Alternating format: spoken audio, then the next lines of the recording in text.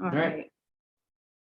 Good afternoon, everyone. I'd like to welcome you to the Gig Harbor City Council study session of Thursday, March 31st, 2022. The time is 2:04 p.m. And I'll turn it over to our city clerk for a roll call. Thank you, Mayor. Councilmember Barber. Here.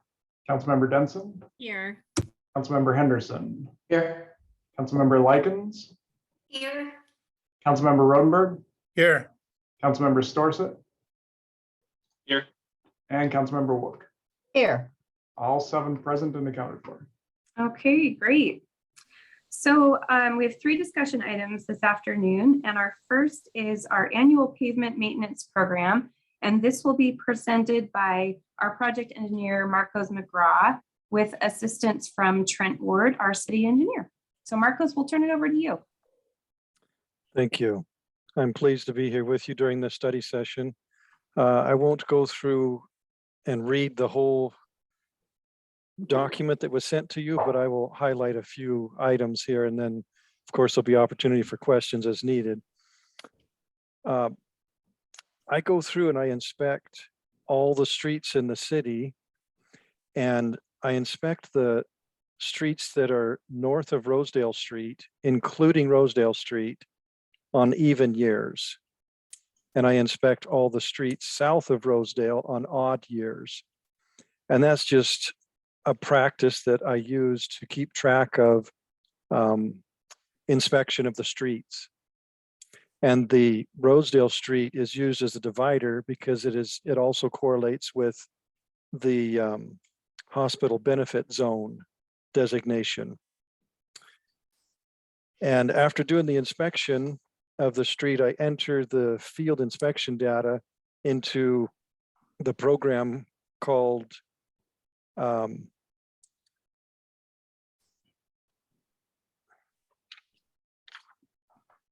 have the name highlighted here. Streetwise 2. Yes, it's a program developed by the Department of Transportation, Streetwise 2. And it's just a simple database that does all the calculations and has formulas within the database.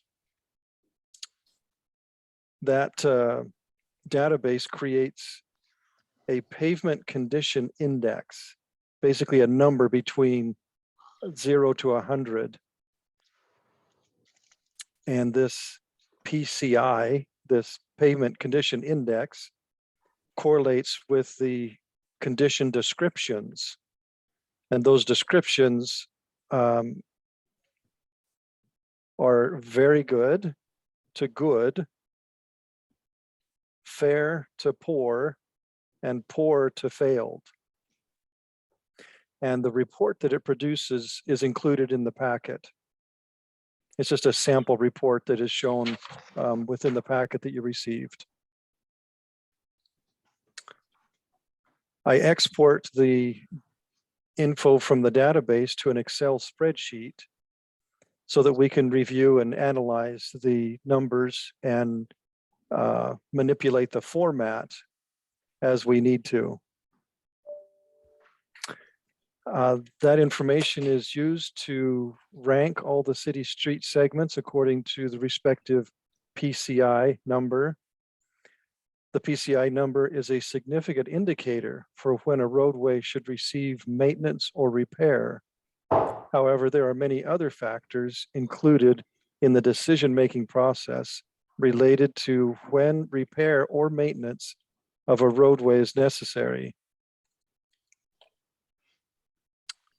We also use this information to determine what is the best type of maintenance to apply to a particular street segment. We use this PCI number because it correlates with many of the grant agencies that we apply for grant money.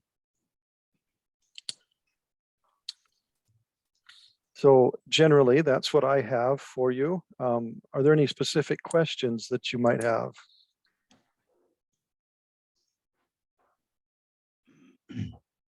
Yes, Councilmember Henderson. Thank you, Mayor.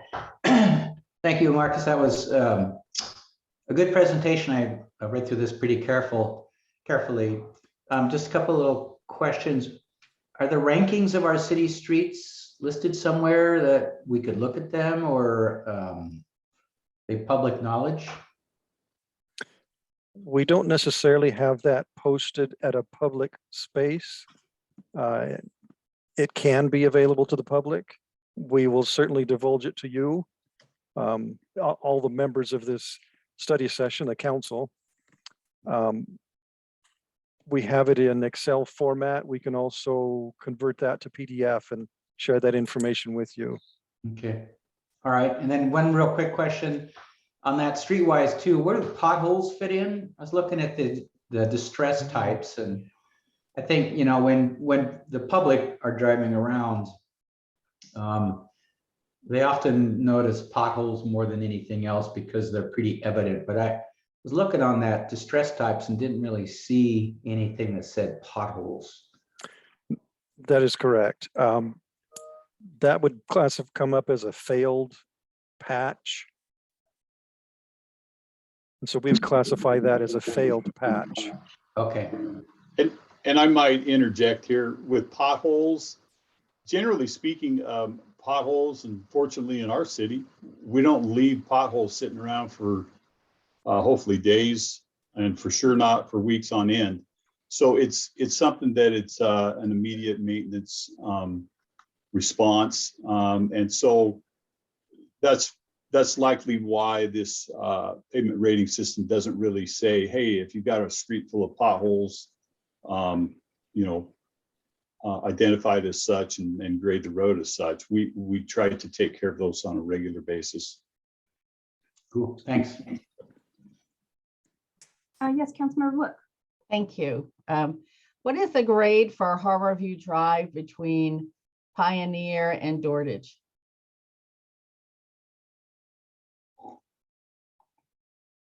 Do you have that matrix, Marcos, or should we could pull it up?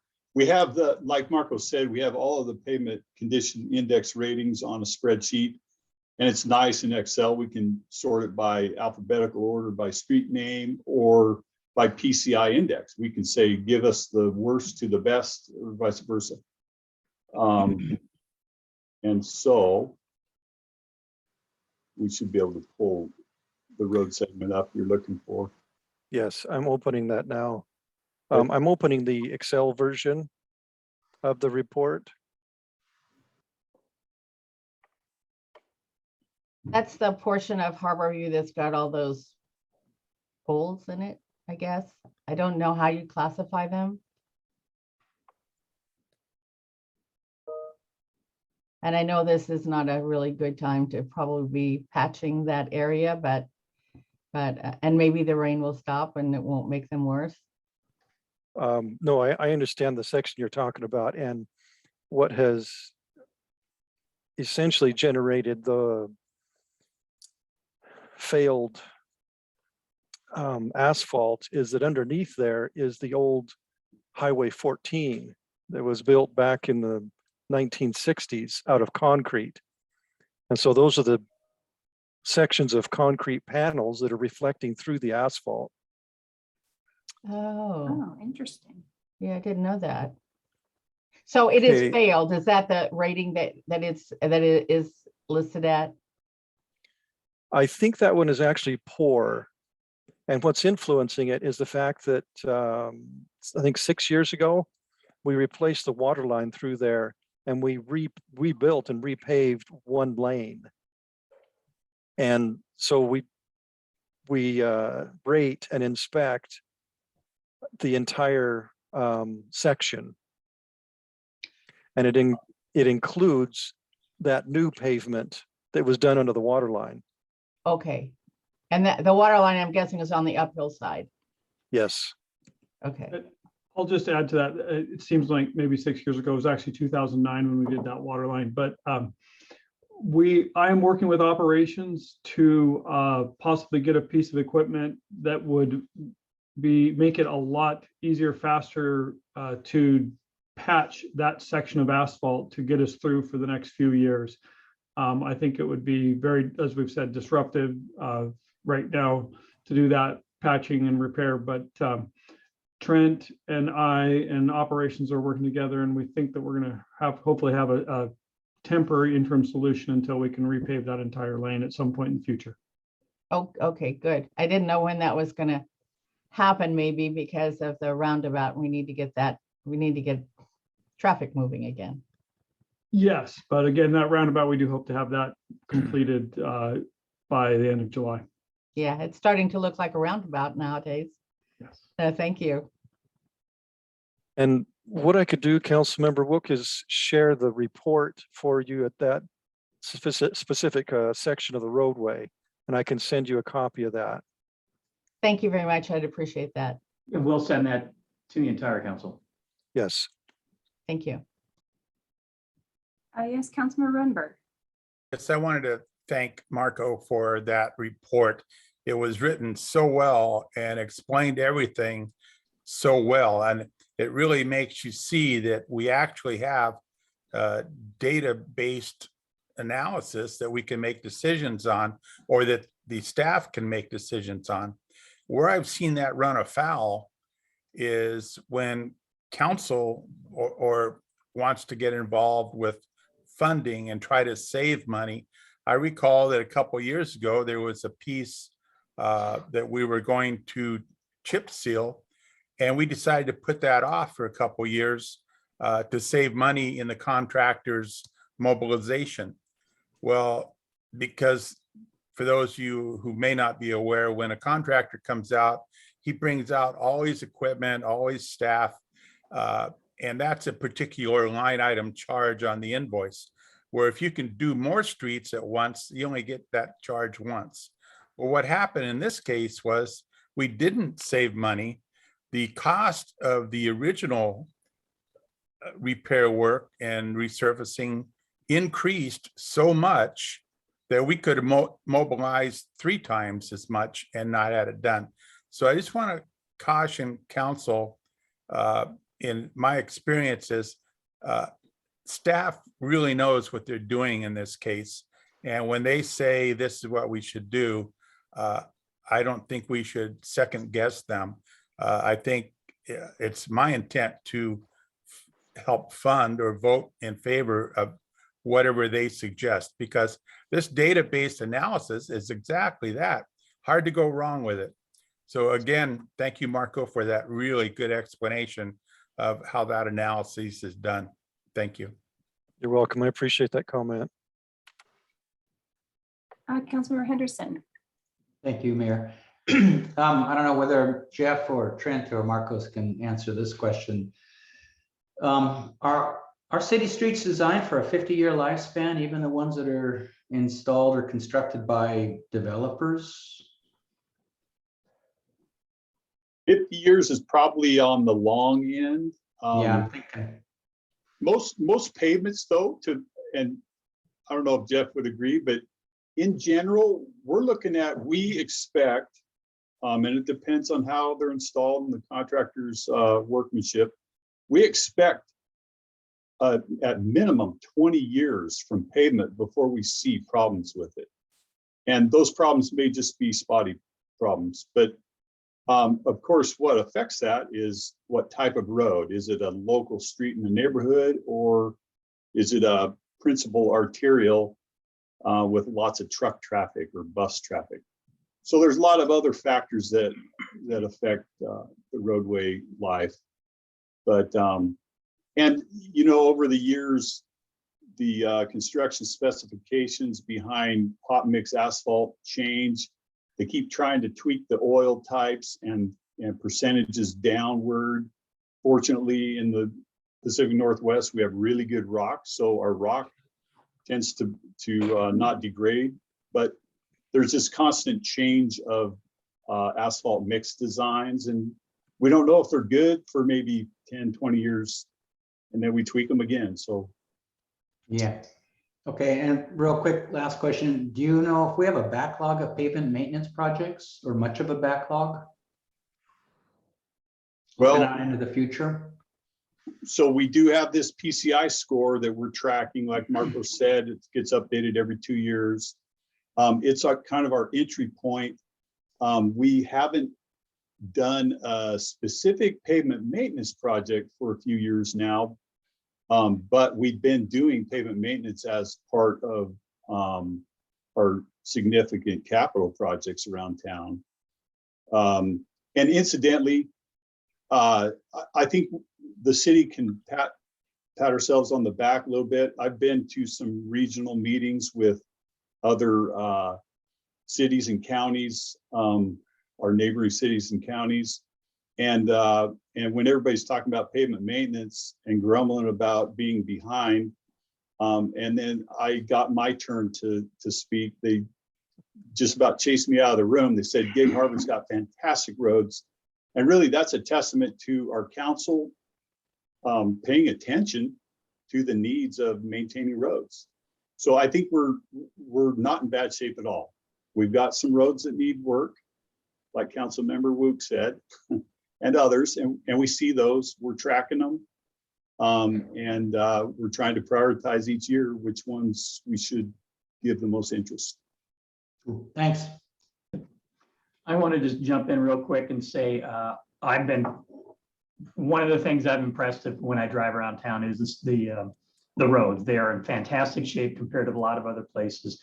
I have to agree with Trent. Congratulations and hats off to council for recognizing that is probably the most visual thing your constituents are going to see and use and experience on a daily basis. And it's penny wise, pound foolish. I think Councilmember Rodenberg, you are spot on. You deal with things early, you do your maintenance early, and you can take that 20 years that Trent just talked about and stretch that out to 30 or 40 before you have to do a complete overlay. If you do all your work properly and don't be cheap about it. So my little parting word here as I head off into the sunset in the back of Mr. Rodenberg's view there is keep doing that. It will serve you so well. It'll keep your costs down in the future because you let a road fail. Next thing you know, what if you had just spent, a total of $100,000 of effort for 10 years, and instead of doing that, you do nothing. Next thing you know, you're spending $1 million to completely rebuild that road. So kudos to everyone involved here. I'm very, very impressed. I'm off my soapbox now, Mayor. Just want to make sure I gave you plenty of time in case you had some- No, thank you, Tony. And you're all very, very correct about that. I'm very proud of our public works team for the care and concern that they show for our roads and for our citizens. So were you looking for any kind of specific direction from council, or was this just to inform them of kind of this study and or just the program, and then this will come back to a council meeting with some specific things? Is that the plan? I understand this presentation was requested by Councilmember Wook, and so that all the other members could have an opportunity to see how we're approaching these pavement maintenance projects. Great. All right, well, if there are no further questions from council, thank you so much to Trent and Marcos for being here. Really appreciate you guys very much. Hope you enjoy the rest of your day. Thank you. You're welcome. Our next item of business is fireworks code amendments, and this will be Paul Rice, our building official and fire marshal. Thank you. Good afternoon, Mayor and Council. Fireworks, exciting stuff, right? So last year about this time, the council had amended our fireworks code, restricting the days of discharge, allowable discharge when you can fire fireworks off from previously 4 days, July 1st through the 4th, to just 1 day of July 4th only. And then a few months later, Pierce County had amended their ordinance to kind of coincide with ours, limiting the days of discharge to July 4th as well. They also allow New Year's Eve, but there was another provision of their ordinance in their code, in that ordinance that they amended in their code regarding emergency prohibitions and emergency orders. We've never had any provisions for that in our code. 40-year-old fireworks code, never had a need for it, but at the Finance and Safety Committee meeting in October, the council committee members discussed that provision. Basically what it does is it allows the city fire marshal in consultation with the county executive to basically declare an emergency order to prohibit the discharge of fireworks, depending on, they have certain criteria that needs to be met. And that's listed. I'm not sure, do you guys have the, Josh, can you pull that up? Is it possible to pull up the, Yes, let me grab that real quick. that would be really helpful because me reading it is going to be really, really boring. But basically what they've done is there's a criteria to where it's the fuel moisture loads have to be met, certain criteria. And then the fire marshal goes to the county executive and they decide, well, have we reached this threshold or not? And let's see, let's go down to, if we could, I believe it's probably page 104 of the ordinance. Yeah. Right there. There we go. The section D. Yep. Section D is the criteria. There were 3 elements that they had before in their code. 2 of them dealt with reports from Department of Natural Resources, and they amended that to just the 1 criteria, measuring the fuel moisture content of the 10-hour fuel loads. They go to 6 different areas of the county to measure that. But once it reaches that threshold, then the fire marshal reports to the county executive, and then they basically make a decision. In the past, if you look up above the section, right in the top of section D, they struck out, not really striking out, but basically it says that they report that to the Pierce County Council. But there really wasn't any direction as far as what the council should or shouldn't do with it. It's just basically they report to them. In this revision, it actually gave authority to the fire marshal to issue the temporary order. At the Finance and Safety Committee, this was discussed, and we thought, well, or the council thought, what happens if the county declares an emergency order, but Gig Harbor doesn't have one or any provisions for that? Are we going to get everybody from the county all of a sudden running into Gig Harbor on the 4th of July to discharge all their fireworks? And that would be exciting, but probably not something that we would want to have happen. We basically took in the direction we did receive from the council at the committee meeting was to kind of look at what the testing costs. So at the end of all of this, I just included a little technical bulletin from the Forestry Service that it kind of explains how to test for the fuel moisture loads and what moisture meters cost. Basically, it's about, for a good certified meter, it's under $300.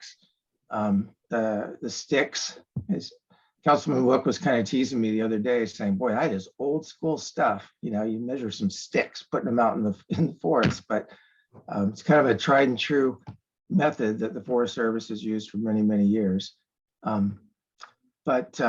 Yeah, so for under $300, we could have our own testing equipment. And or I've spoken with Warner Webb over at the Pierce County Fire Marshal in their office, and they test, are going to be testing anyway. So he said that if they would be more than willing to share their information with us. They test on this side of the bridge.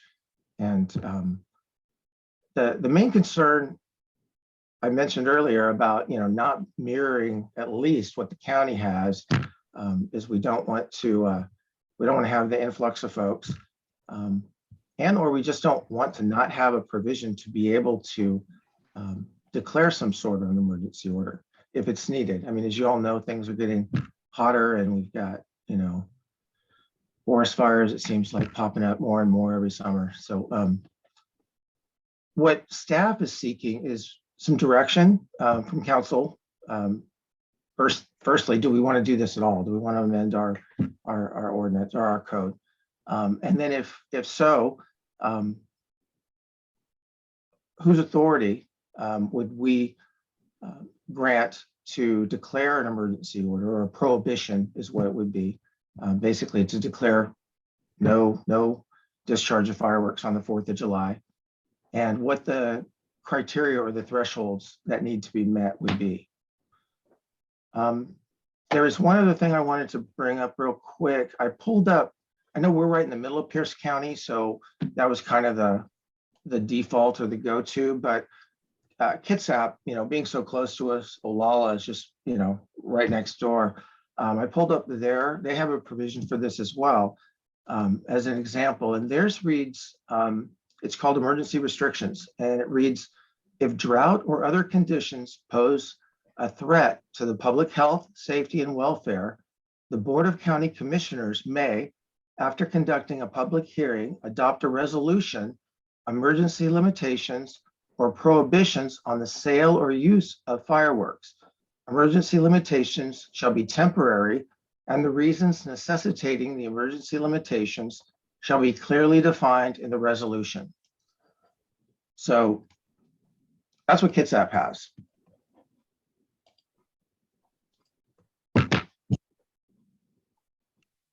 Okay. Councilmember Henderson. Thank you, Mayor. So a couple questions.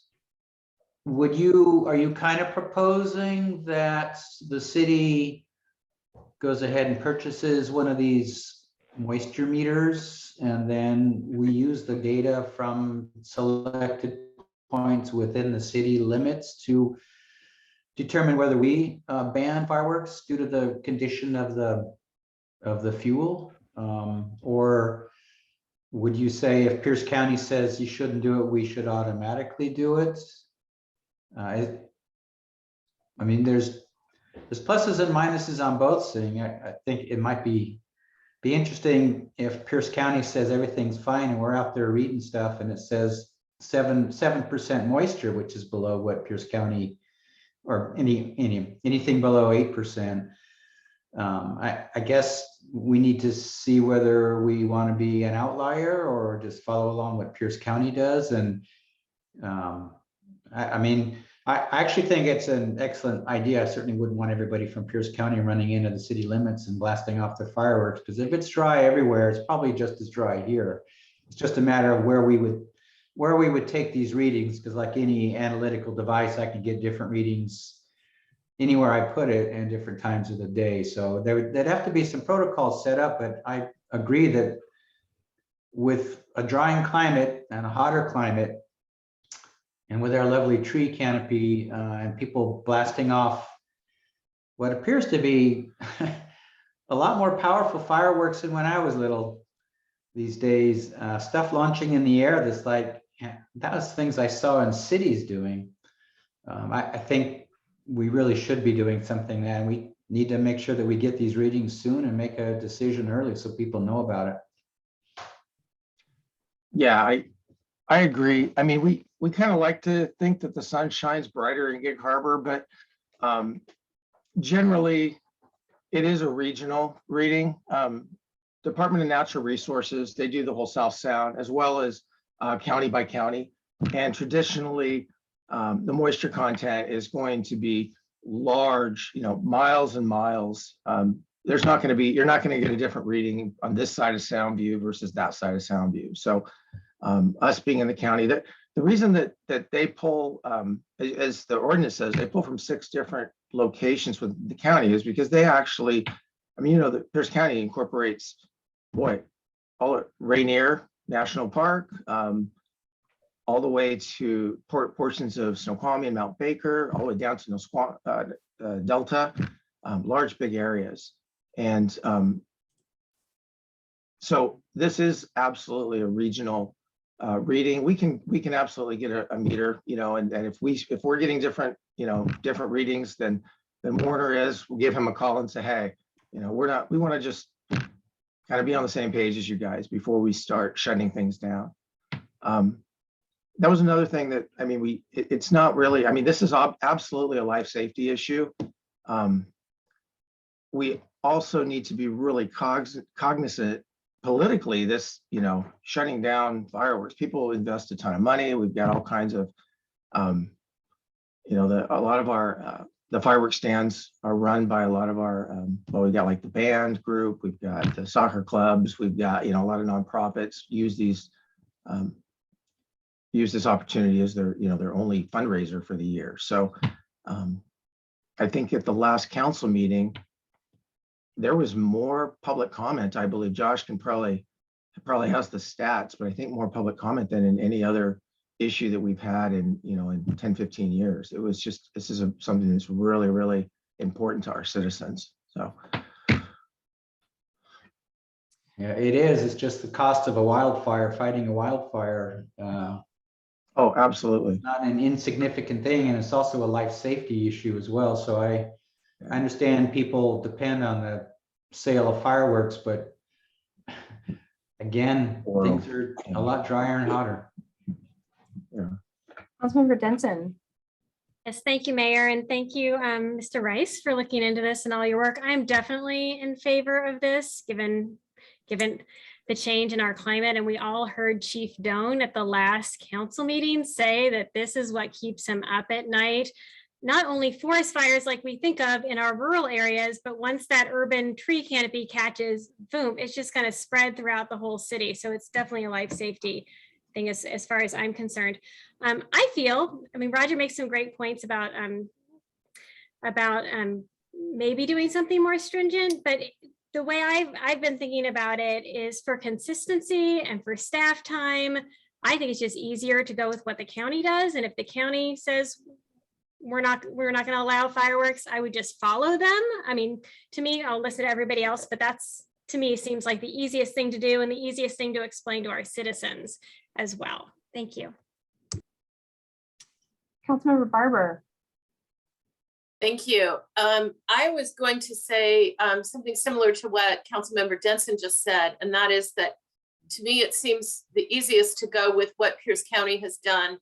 And they've already invested all the infrastructure, all the cost in getting the materials. We're part of Pierce County. Let's go with what they've done. But I also think that we need to talk today about enforceability.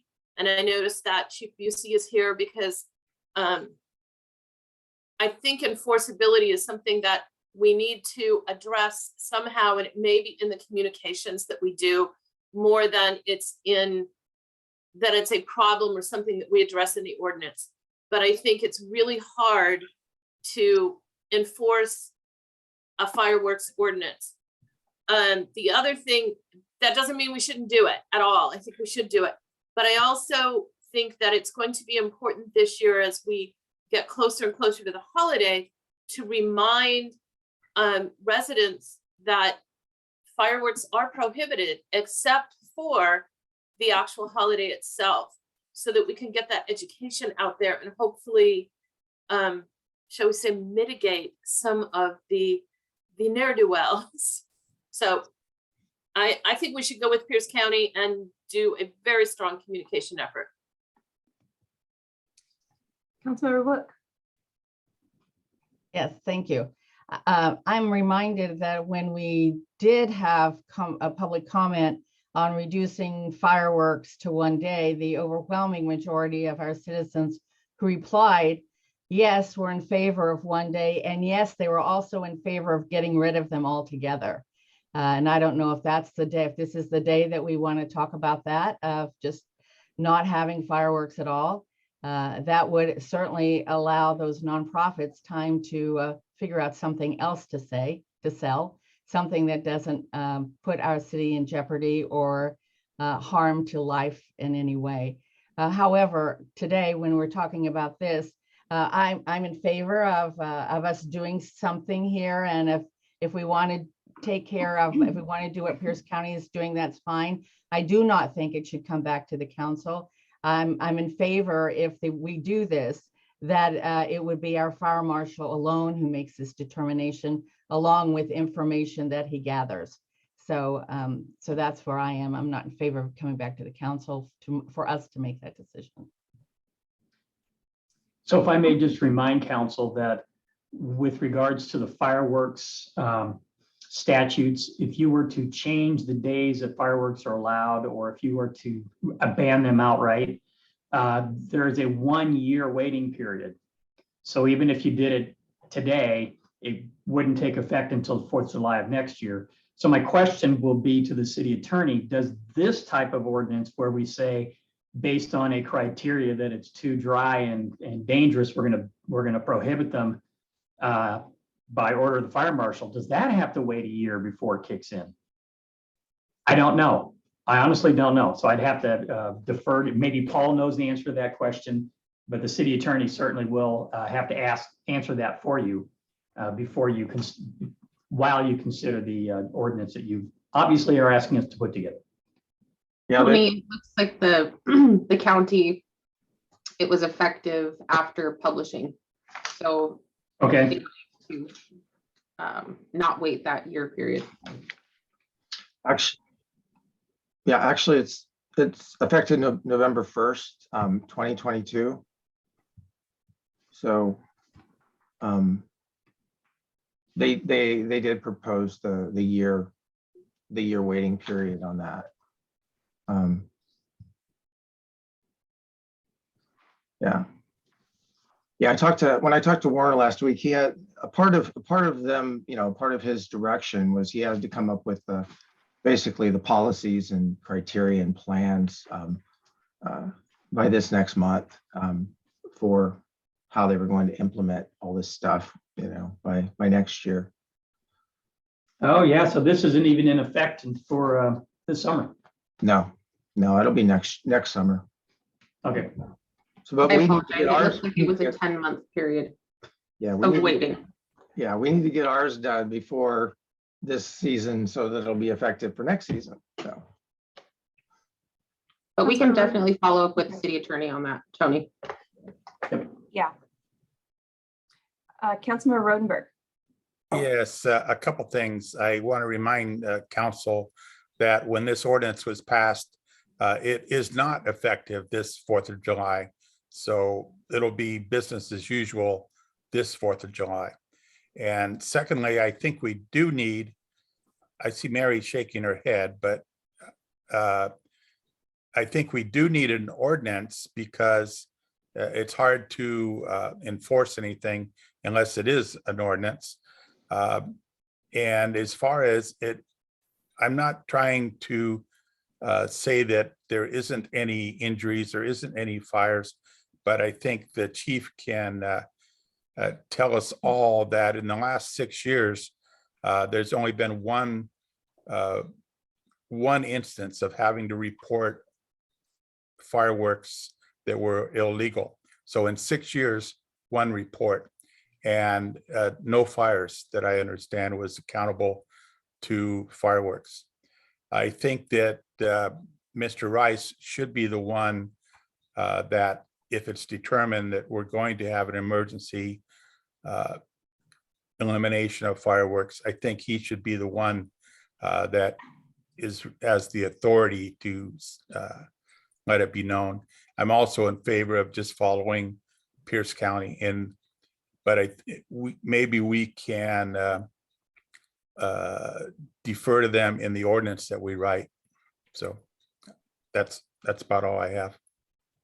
Mayor, if I may, Councilmember Rodenberg, the ordinance was double duty, so it was limiting their days to July 4th, so that would take the year. What we will need to figure out is if this action allowing us to prohibit discharge would take the additional year. The county's ordinance did both in one, so that's why it had to wait the year. Yeah, that's what I was referring to. The 1 day is not in effect now, this July. for the It'll be a county, year but from the now. cities, we adopted ours before July 4th of last year, so ours kicks in this year. Correct? I don't think so. That is No, correct. it That does. is correct. What is Effective- correct? Yeah, April 26th, it takes effect. Okay, so you're saying that this 4th of July, it's only 1 day only? That's correct. Within city limits. Okay. In unincorporated, it's, Paul, was it 5 days? Yes. And actually, we did pretty good. As far as in 2015, the council amended our ordinance then. We were at 8 days, which was what was allowable by state law. And the council voted to take it down to 4 days. And we did a real strong, public outreach campaign. We made some big banners and put them up, required that they be put up on all the firework stands and booths when they were selling them, as well as website stuff and hand out leaflets and all that. And we didn't have any issues at all. I mean, people were, I think that year, Kelly, we had maybe 7 complaints, and so it was very very productive. So as Councilperson Barber had mentioned, we'll do the same thing this year. We'll get the word out on the 1 day only, and hopefully we'll have, fingers crossed, we'll have the same success rate. I think that since the more and more cities are banning these outright, and or most of them going to just 1 day. Kitsap County is just 1 day as well, the 4th of July. It's becoming less and less of an issue. So. Councilmember Storsett. Yes, thank you. Very interesting conversation. Great to learn the whole background behind this from last year. And I'm in favor, which is already the case, but of the single days being the 4th of July and the 31st. And of course, people can do fireworks elsewhere. As far as for the sales and these many nonprofits that are putting these on to raise funds, I'm still in support of that and still having the ability to have fireworks on those days within the city. It's something I look at as a pastime and obviously a way of celebrating our country. And I mean, the little things that my kids do are like the little snakes that go off and things. They're nothing big and explosive. And, there is quite a few restrictions on what fireworks, can be lit off. There is, it's obviously a hard thing to control, not just within our city limits, but things can be purchased from reservations, for example, that don't have the same standards. So I would just it sounds, like hearing some of this historical data that we have too on the actual incidents and things. I think definitely should go to follow what Pierce County has. And then also back to you, Mr. Rice, on doing this. I don't see this. I think you can hear from the council on it, but ultimately I think this should be a decision by the fire department. Thanks. Oh, sorry, one more thing while my hand's still up. Maybe Roger was going to bring this up. We had some back and forth on this. Oh, maybe it was hard to say a couple months ago now, because here we are 3 months into this. But looking at other, what are some alternatives? Not to necessarily do away with fireworks at all. Like I said, I'm not in favor of that. But what if there was an opportunity for a partnership or a sponsor to do a fireworks show in the harbor? Similar to our music series, but do it on a barge in a controlled setting, and bring people out to do that. And maybe they're just like, hey, we're not getting fireworks this year because the city of Gig Harbor and whichever partner or sponsors are putting this on. I think that sounds awesome. I'd be there. And so I think that's something that we could consider that, doesn't, even though we're maybe adding some restrictions, but we're also doing something to create an opportunity, bring community together. So I think that should be further discussed. And I think Roger will speak to that too. Thanks. Thank you. Councilmember Likens. Yes, thanks. Seth said exactly what I was going to ask. I just wanted to say I echo the comments from Councilmember Denson and Councilmember Wook, and then Councilmember Storsett brought up exactly what I was going to say is, have we ever considered a citywide and the feasibility? I had a lot of people when I was doorbelling and they were talking about where's the fireworks? When I was out last summer, when's the show going to be? I know that has a whole nother logistical and economic, feasibility to look at, but I agree with the previous comments and I definitely think it should be left up to the fire marshal. And that's it. Thank you. Can I jump in just because I see where that conversation is going? We've looked at doing, you're about giving me a heart attack when you talk about fireworks show on a barge in the harbor. It is not feasible because of the safety zones. Okay. Yeah, we've Okay, great. agreed. We've looked at the fallout areas before and the environmental impacts. We just have so many marinas that stretch out into the channel, and Okay. I had heard that secondhand, but I just wanted to double check. So thanks. I have no idea what the cost would be, but have you guys seen the new LED light shows that people are doing over the water where there is no fire anything involved? But it looks like fireworks. It looks like, and they can make any kind of display, an American flag, the City of Gig Harbor logo. I mean, they can literally do anything way up in the air where it looks like fireworks, but it's completely economical, environmentally safe, and there's no fire involved. So I don't know what the cost of something like that would be, but we could talk about options like that too, because I've seen some cities switching to things like that. Anyway, Awesome. I don't usually throw my 2 cents in, but that just kind of came into my head. So Councilmember Henderson. Thank you. I actually like that idea with the LED or the lasers or whatever they're using. It's just a matter, the city can just budget for it. I mean, we budget for lots of things, so let's plan it and let's get the money there. And if we've got other organizations that want to help us, I think that would be outstanding. Seth's idea in practice is we get people down in the harbor, we get a connection to the harbor. We can have restaurants open. I mean, we can create some wealth down there while having a show. And again, Seth said, people may say, I don't want to do fireworks this year. There's going to be this awesome show going on in Gig Harbor. And if we can use the lasers or something like that, that's even better than fireworks, because, you know, whether it's the city fireworks or somebody buying fireworks from somewhere else, it's a heavy pollutant load. And the noise issue, you know, it's not good. So my question though to Mr. Rice was, if we change our Gig Harbor Municipal Code to follow what Pierce County does as far as banning them based on the moisture content, does Pierce County make a county-wide ban, or is it just areas? So what I'm trying to get at is, if they're measuring 12% moisture somewhere east of us, and they've got a reading out here that's at 5%, are they able to ban a certain area and then allow a certain area, or is it all or nothing? Because if it's all or nothing, that's a huge decision. And I would be worried that they would be unlikely to make a decision like that because of the magnitude of it. currently, they've never had a ban. And I actually asked that exact question of their fire marshal this last week.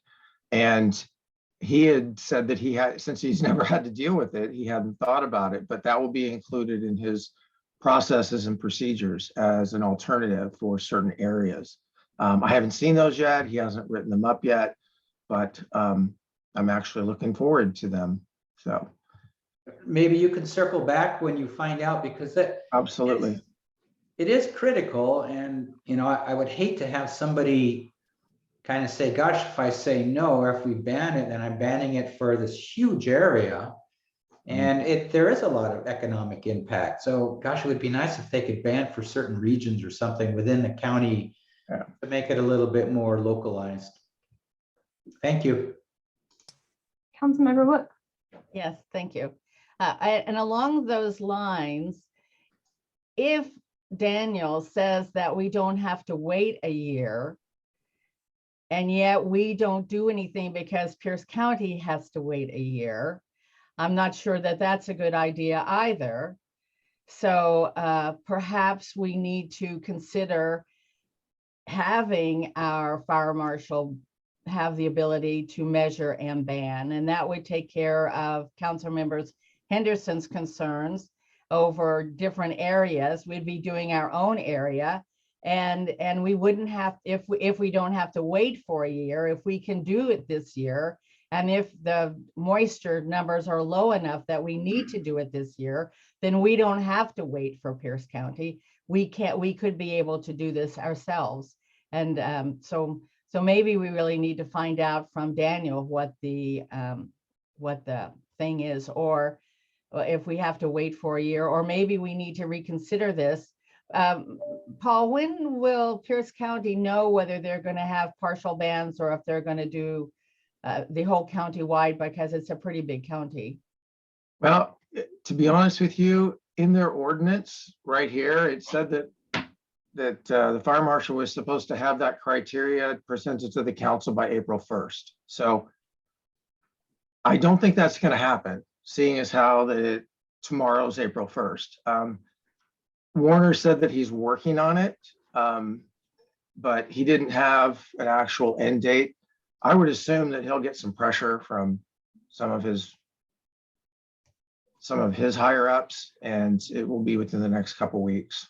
So Now that I'm thinking about this again, I was in favor of following Pierce County, but maybe we should rethink this and have our fire marshal. Is it difficult for you to take measurements around Gig Harbor, or would you rely on DNR? no, I think to be honest, I think that we should rely on both. I don't really understand why they took the DNR requirements out of their code. DNR is a very reliable, they've got, all the money and all the equipment. And I think having that provision as a component is just like a good, a safety check on the provision, as well as locally. You guys all know how, you've seen the DNRs, extremely high risk, burn bans in place, all that type of stuff. Having the DNR readings at extreme is a very good indicator that your index is going to be something that will be enforceable and backed up, especially if it gets challenged. So having items 1 and 3 in our ordinance would be important. Something that I know that we keep, I've heard from pretty much all the council is to, and I agree with, I don't think putting it back in your hands and then having that be, something that your constituents try to make a political issue out of. I think that if we have clear criteria, put the burden on me to make that decision. I do think that that the county's provision, though, to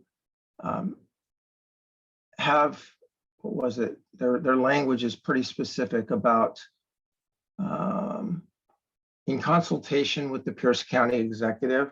I think in consultation with either the mayor or consultation with our city administrator is something that would be important to have in there.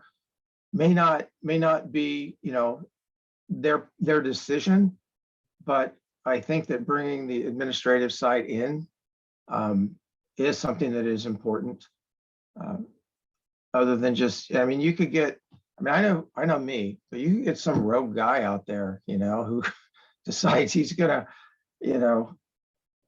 make all kinds of decisions and twist the numbers or whatnot. I just think having a little bit of checks and balances is an important thing, and it's good for the community. So, and quite frankly, I was thinking about that, and you could write the ordinance to say that when we reach these certain measurement levels, we simply say discharge of fireworks shall be prohibited in the city, period.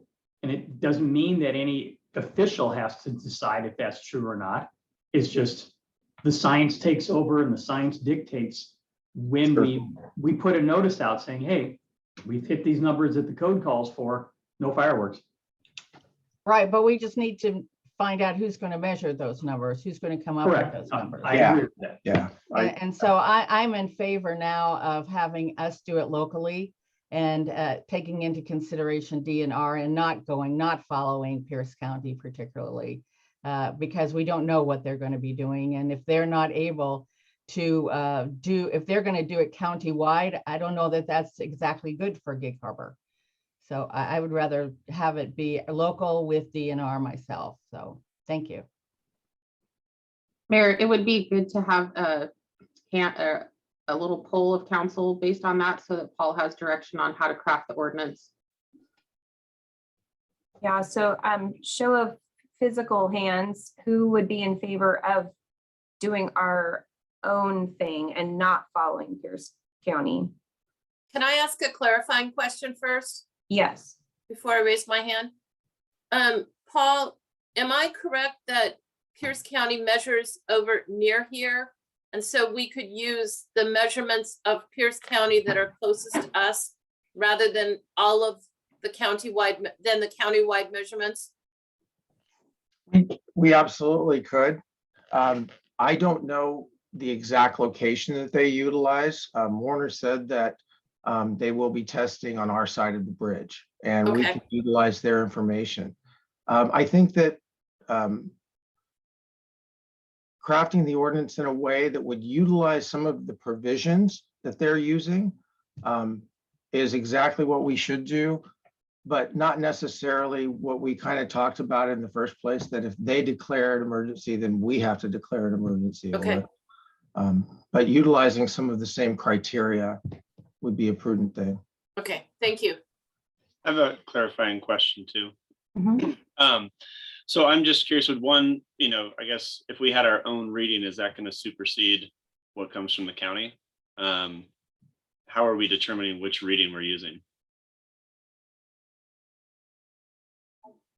I think that it would be based on the fire marshal's professional judgment to look at where the Pierce County reading was taken and where he took his readings to determine the effect of that for Gig Harbor. Okay, and the reason I asked that is just thinking of, if we end up having, a year where we ban because of, it's dry and just too great of a risk. If there's a discrepancy, I think between the two is where we're going to hear the public really speak up about it. So that's where I guess I have my concerns of having our own and getting into a situation like that of why not here, but over there it's, fine. So I guess for you to decide or for the council to raise their hands what they're in favor of, but that's all I have. Yeah, that brings up that's a good point. And, as Paul mentioned, the Pierce County ordinance says in consultation with the Pierce County executive, and we don't exactly know what in consultation with the Pierce County executive is. So there is some inherent political risk with us moving forward with this and potentially not being in lockstep with the county. But, does that risk outweigh the benefits of having this for the community is something to think about. Yeah. Councilmember Denson. Yeah, I just want to say, since we're taking a poll, I'm really torn on this because of some of the reasons you guys have mentioned. I mean, if we decide to have a ban and the county doesn't, then we might enter into the situation that Paul mentioned with people coming into the city to shoot off all sorts of stuff. And that's why I really like the idea of going with what the county is doing. But Katrina, you just made a good point. What if they never call for a ban because of whatever reason? So I don't know. I'm going back and forth on this one.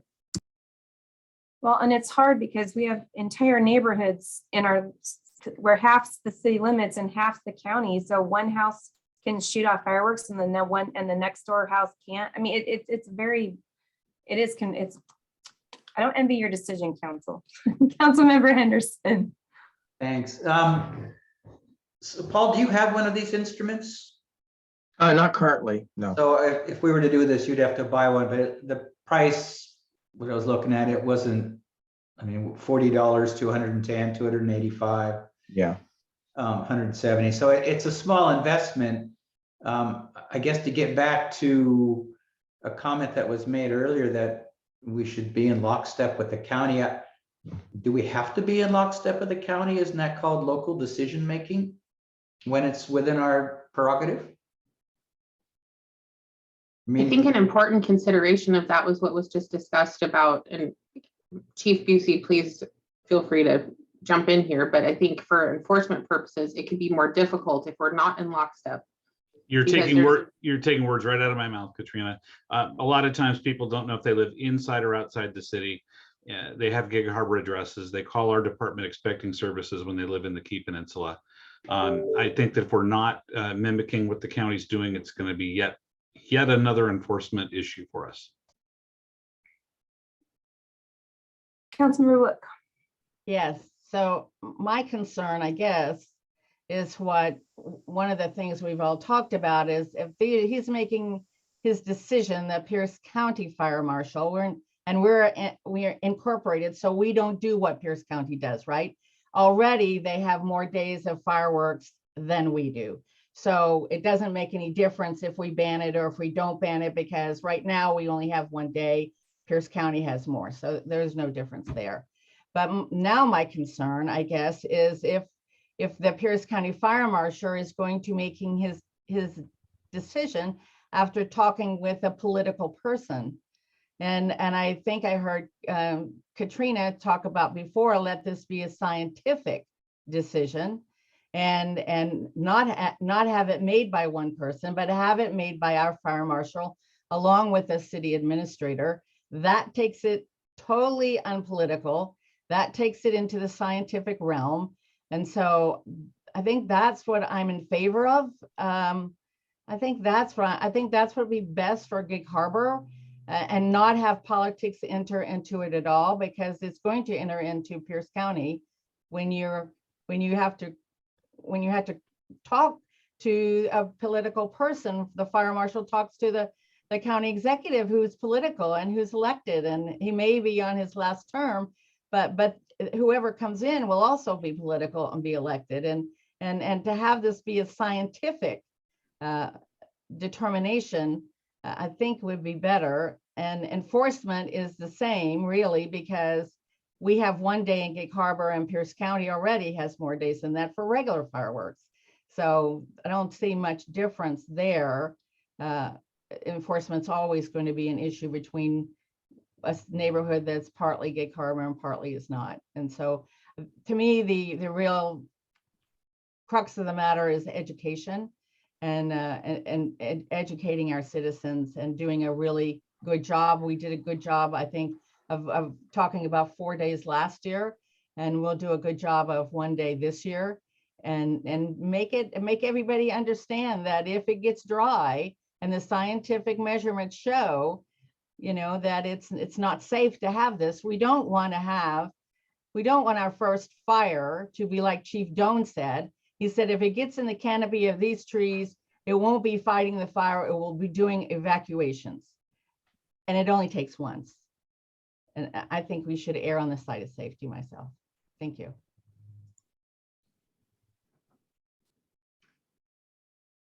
Okay, so we were going to take a poll to see whether we should follow the county, but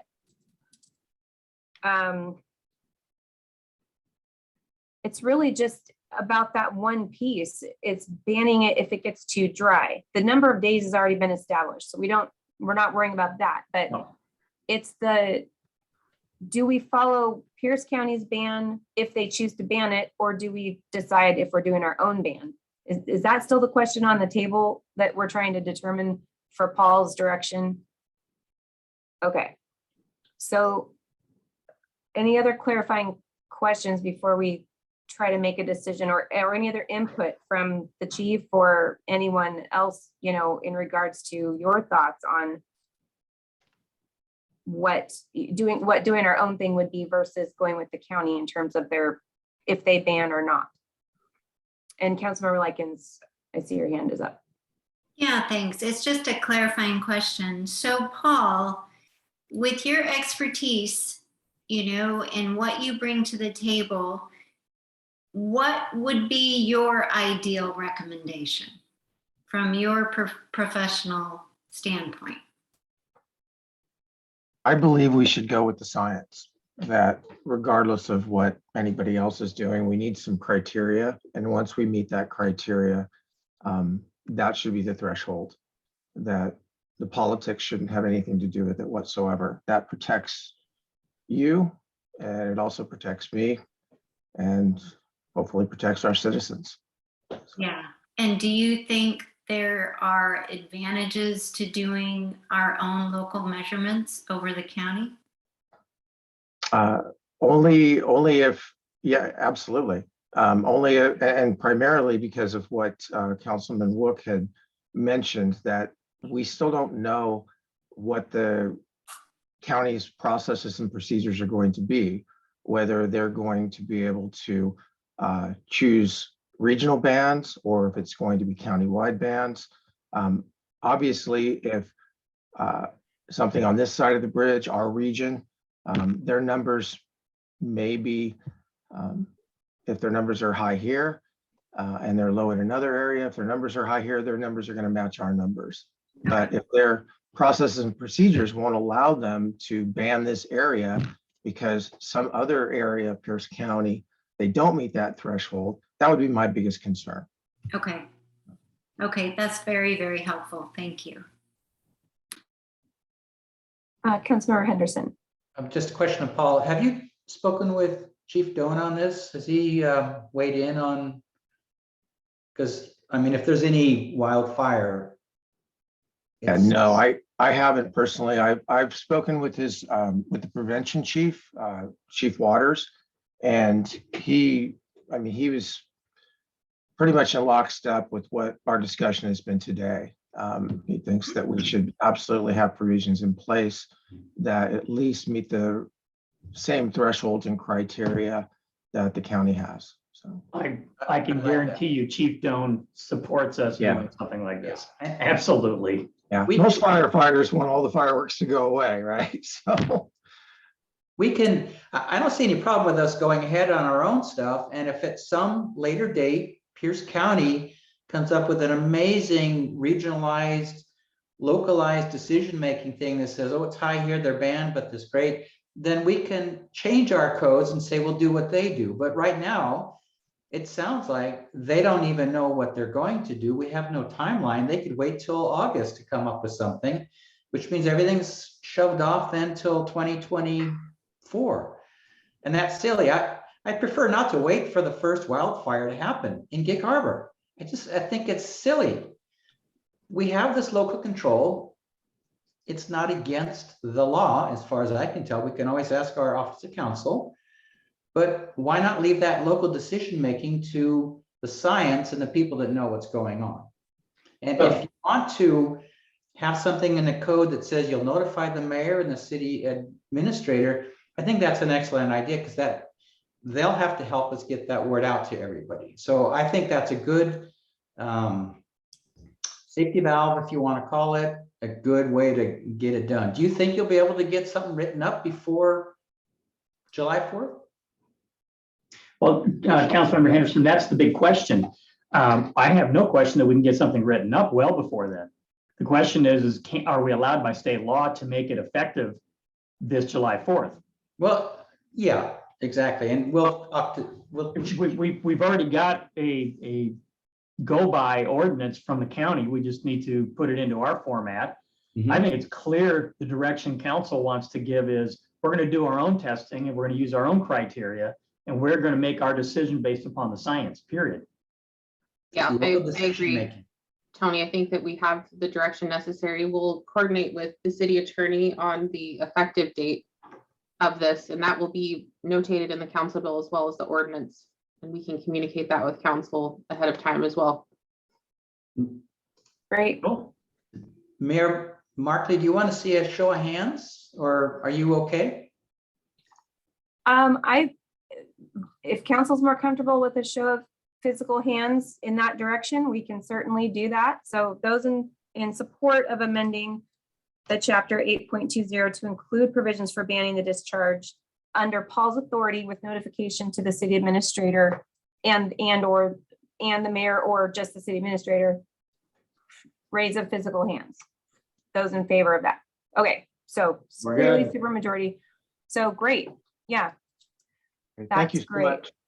Thank you, Paul, very much. And thank you, Chief, for being here as well to lend your input. And thank you to council as well. With no objection, let's take a 5-minute break before we go into our last item. So we will reconvene at, let's say, 3:19.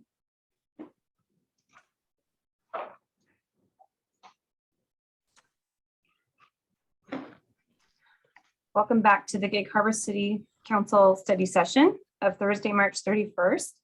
The time is 3:19 p.m. and we will move on to our third and final discussion item, which is council guidelines and procedures revisions. And this will be by our city clerk, Josh Stecker. Thank you, Mayor. I'm going to share my screen and show you what we've got for revisions to our council guidelines and procedures. So at one of our prior study sessions, we met and I got some good direction and feedback from you on what you wanted to see in your guidelines, and I hopefully have been able to incorporate those for you. I've also made changes consulting with our city administrator and the mayor and the city attorney and several of you offline as well. So hopefully you'll see reflected what you want to see in this document. But just before we get started, I'll just remind you that these are your guidelines and procedures. So these should reflect what council wants to see, not what staff is trying to impose on you or the mayor would like you to do. These are your guidelines. So anything you see in here are just suggested language that we think would work for what you want to do, but it is entirely up to you to give us direction on what you want to see. So starting off, one of the things I've added is a table of contents. We're starting to get a lot of sprawl in the document, so hopefully this will be helpful to navigate once we get a finalized version done. Article 1, purpose and scope. I've added a section here on statement of ethics. This is a Councilmember Wilk's request from our last meeting. It's just a general statement of expectations on council member behavior. So this has been added in. There's not really anything too specific or too enforceable in this, but it's just a general idea of what you expect from each other. So if there's no comments on that, we'll leave it in for the final version. And please just feel free to interrupt me as we go through, and I'll make edits live to this as we're going along so that we can get a good draft. I was going to ask Josh, do you want them to raise hands or just kind of shout out, what they? I've got my screen up, so I'll see if you raise your hand. Okay. That may be the easiest way to go. Councilmember Wilk. Yes. On this page, on the next page, sorry, under study sessions, Yes. I noticed that there's some strike out there. And why did you strike that out? That's redundant to a section that we're going to get to in a couple pages. This says that the study session packets will be 4 days ahead of the meeting, and we have got direction at our last meeting that all packets will be 5 days ahead. So we're moving. Okay, so that takes precedent over this. Yes, so it's Okay. a redundancy. Yeah. That's fine. Thank you very much. Yep. On this page, I have in bright yellow a new section that we just added this morning. In our staff meeting, we were talking about when do we start talking about whether or not we're going to do our traditional canceling of the second meeting in August so we can plan our vacations, and just occurred to me that we should just put this in council rules. Pretty much every year, council takes the second meeting in August and the second meeting in December off for vacation time. So basically what I've just done is added this to our meeting description and said, it's council's intent to do this, but if there's a need, then we will hold the meeting. So I there's think any we should thoughts on vote that? on that. I think that should be a voting thing by the council during a council meeting, rather than, this sounds like it's just going to happen every year, right? Yes, putting it in the rules like this would make it happen every year, which may And or it may not pretty be a much benefit. does already happen every year. So Yeah. that's why we thought to put it in, just so it's not an agenda item every August and every December. It's just known for planning purposes that this is how it's going to be, unless there's a pressing issue and council decides they need to have a meeting on those Mondays. I still think it should be by vote. I don't know if anybody else agrees with that or not. Can't see. Comments from It's- council? I think this could be the default. And if we do want to have a meeting, it's clear, as it states here, we could vote to have a meeting based upon something pressing or needed to be done. I'm fine with this as being the default. Okay. And any other comments from council supporting one way or not the other? I I'm agree fine with it. Lee. Yeah, me too. That way, if people want to try and plan vacations, then they're at least they have a fairly good idea that we're not going to be meeting. Okay. Okay. Looks like we have consensus to leave it in the way it is presented. Okay, Going down to the next page, the section on remote meetings has been updated. This probably is not what you got in your packet. This has been updated based on recent legislation on the Open Public Meetings Act. We can only hold remote meetings now if there's a state of emergency. The new state law says that if a meeting is going to be entirely remote, that there needs to be a declaration of emergency that allows that, which we're currently operating under and probably will be operating under for a while. But so I've just amended this section slightly to just say that we have to have a declaration of emergency, and just to clarify that the meeting is entirely by phone or internet or some kind of remote. So that means that once the emergency declaration is rescinded by the governor, all of our meetings have to be in person, including study sessions. Yes, they have to have some kind of in-person component to them. Yeah. Okay. Okay. But it also says that the city can declare the state of emergency. That's That's correct. Okay. Councilmember Storsett? And we still have considerations for, say, if someone's out of town, that you can call in virtually and be a part of the council, even though, I mean, as long as there's, I guess, majority of people are. That's a couple paragraphs down, Councilmember Storsett. It is? Okay, great. Yeah, we're almost to that. Yeah, so that brings us down to our next paragraph. This section in yellow, I also added that, I think, in the last couple of days. This has been our intent, I think council's intent for quite a while, is that we will keep using the Zoom platform and always have a remote capability for people to view our meetings now. The new OPMA guidance that came out from the state strongly recommends that cities do this. So this is just stating for the record in your guidelines that we're going to use Zoom for our meetings going forward, and we will allow public comment using that platform. And then Councilmember Storsett, did you have a question on this one? Okay. And then just going down, this next paragraph addresses what Councilmember Storsett brought up. It's the language here has been softened a little bit to make it not so difficult for council members to attend remotely. It just makes it optional to the council member. Just saying that if they ever decide that they have a need, they can just let the clerk or the mayor know, and that's all we need. Councilmember Likens? Yeah, just a quick clarification because of the in-person with the emergency ordinance. Is there a limitation on how many members can Zoom in or attend remotely, or is it unlimited?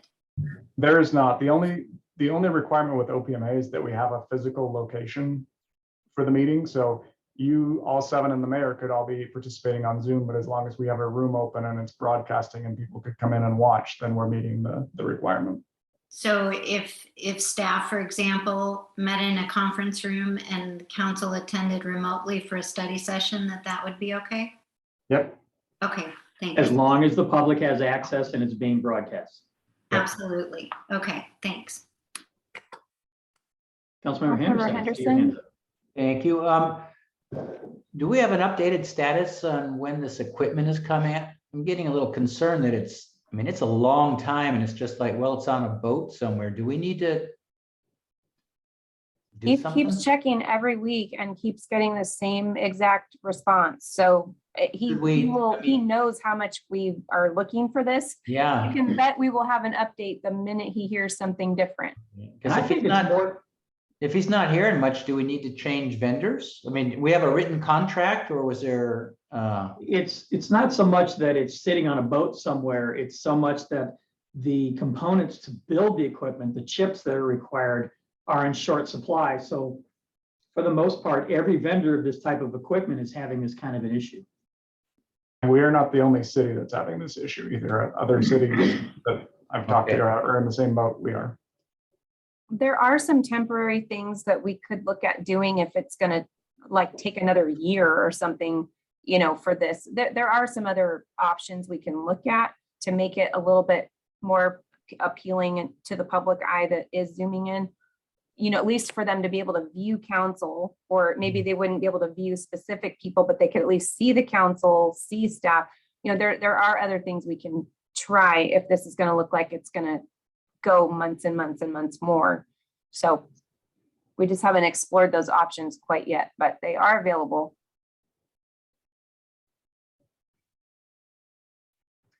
All right, moving on to our rules of order section. I'm just going to highlight just this one part that's been in there. For our regular council meetings, things tend to be formalized, but up above in the earlier section, I made an amendment. I think Councilmember Henderson recommended it and Councilmember Storsett, where for our study sessions, we don't need to quite follow these formal rules of decorum. So that's called out in that earlier section here. Councilmember Storsett? Yeah, just wanted to, claim my fault here because I get so used to calling everybody by like their first name. So I will train my tongue to refer to you as, mayor and council member. So just give me some grace if I slip. Trust me, I'll beat myself up more than you can me. All right. Thanks. Councilmember Henderson? Well, it's at least, Seth, for you, it's at least showing that in study sessions, we don't need to be quite that formal. We will always call the mayor mayor. That is nothing we will change, but during the actual city council meetings, then that whole Robert's Rules of Order and council member this and mayor that, that's okay. I just want to make this study session, which it was during when they had committees, very informal, and I think it's a little bit more free flowing. City council meetings, a whole different thing. Well said, Raj.